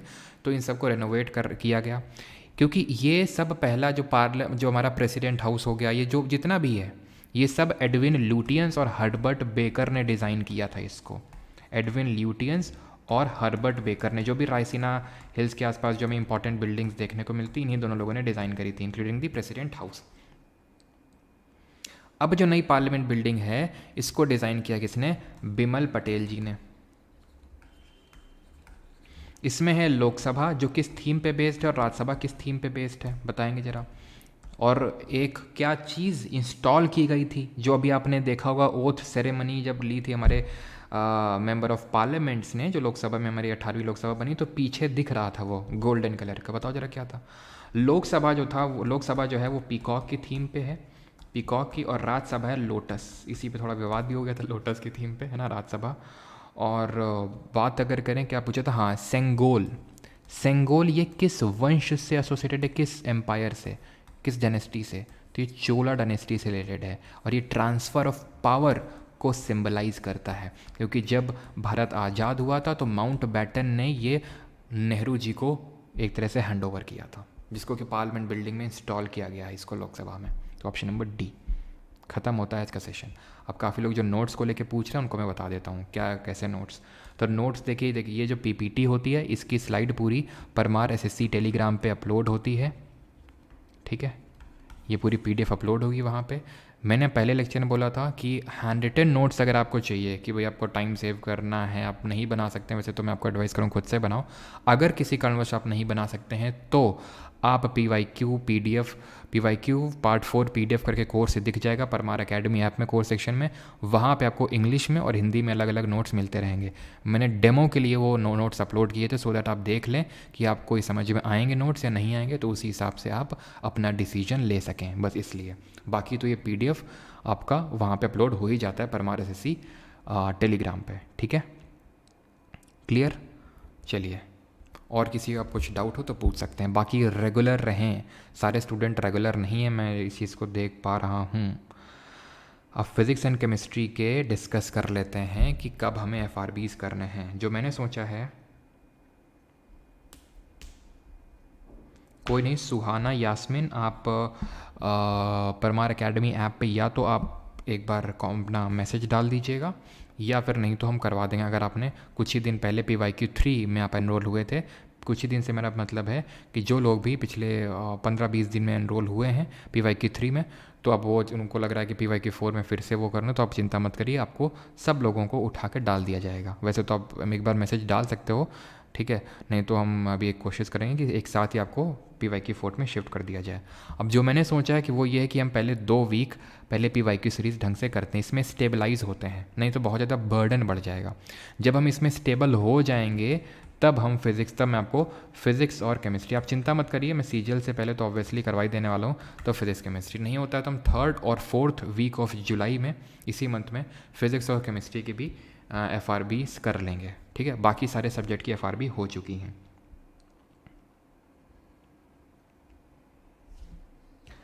पार्ट 3 वाला इंग्लिश नोट्स, अच्छा, तो वो तो वैसे तो खैर नहीं मिलेंगे, है ना, जैसे हैं नोट्स वैसे मैंने अपलोड कर दिए हैं।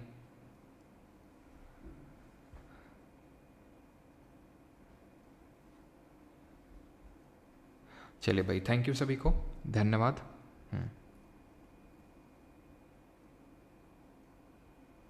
सर मेरी GF का बैंक PO में सिलेक्शन हो गया, तुम भी सिलेक्शन लो फिर। सेंगोल वाला बता दीजिए। सेंगोल तुम लोगों को पता ही नहीं क्या, कहाँ सोते रहते हो तुम लोग? पहली बार नाम सुने हो क्या सेंगोल का? जब पार्लियामेंट बिल्डिंग बन रही थी तब सो रहे थे हैं? क्यों सेंगोल? किसी को नहीं मतलब किसी को तो नहीं है, मतलब तुम लोग का सो रहे थे क्या सेंगोल? अब सर्च करना जाके उसमें, अब मैं कैसे ड्रॉ करूँ? इस तरह से सेंगोल है, इस तरह से है, इस तरह, ठीक है, इस तरह से। और ये हैंड ओवर मतलब कहता है कि एक तरह से सिंबॉलिक है ट्रांसफ़र ऑफ पावर का। चोला वंश के टाइम पे सेंगोल को बनाया गया था और वो माउंट बैटन ने नेहरू को दिया था। अब नेहरू जी के घर में था ये, और उसको इलाहाबाद में, ठीक है, प्रयागराज में, और वहाँ से इसको लाके पार्लियामेंट बिल्डिंग में इंस्टॉल किया गया, ठीक है।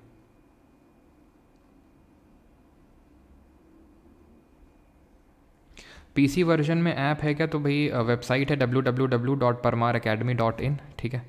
PC वर्जन में आप इसको एक्सेस कर सकते हैं। बाकी जो लोग आईफोन वाले हैं तो आईफोन में मतलब उसमें एप्पल स्टोर में तो नहीं है अभी, तो यहाँ पे आप आईफोन की लिंक मांग सकते हैं, अलग से लिंक, ठीक है। ऑर्गेनाइजेशन ID 3456234 है और यहाँ से आप लिंक मांग सकते हैं। पहले ID बना लीजिएगा यहाँ पे जाके, जो आईफोन वाले हैं वो उनको बता रहा हूँ मैं, ठीक है।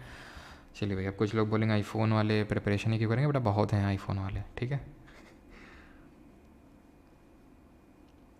थैंक यू, धन्यवाद।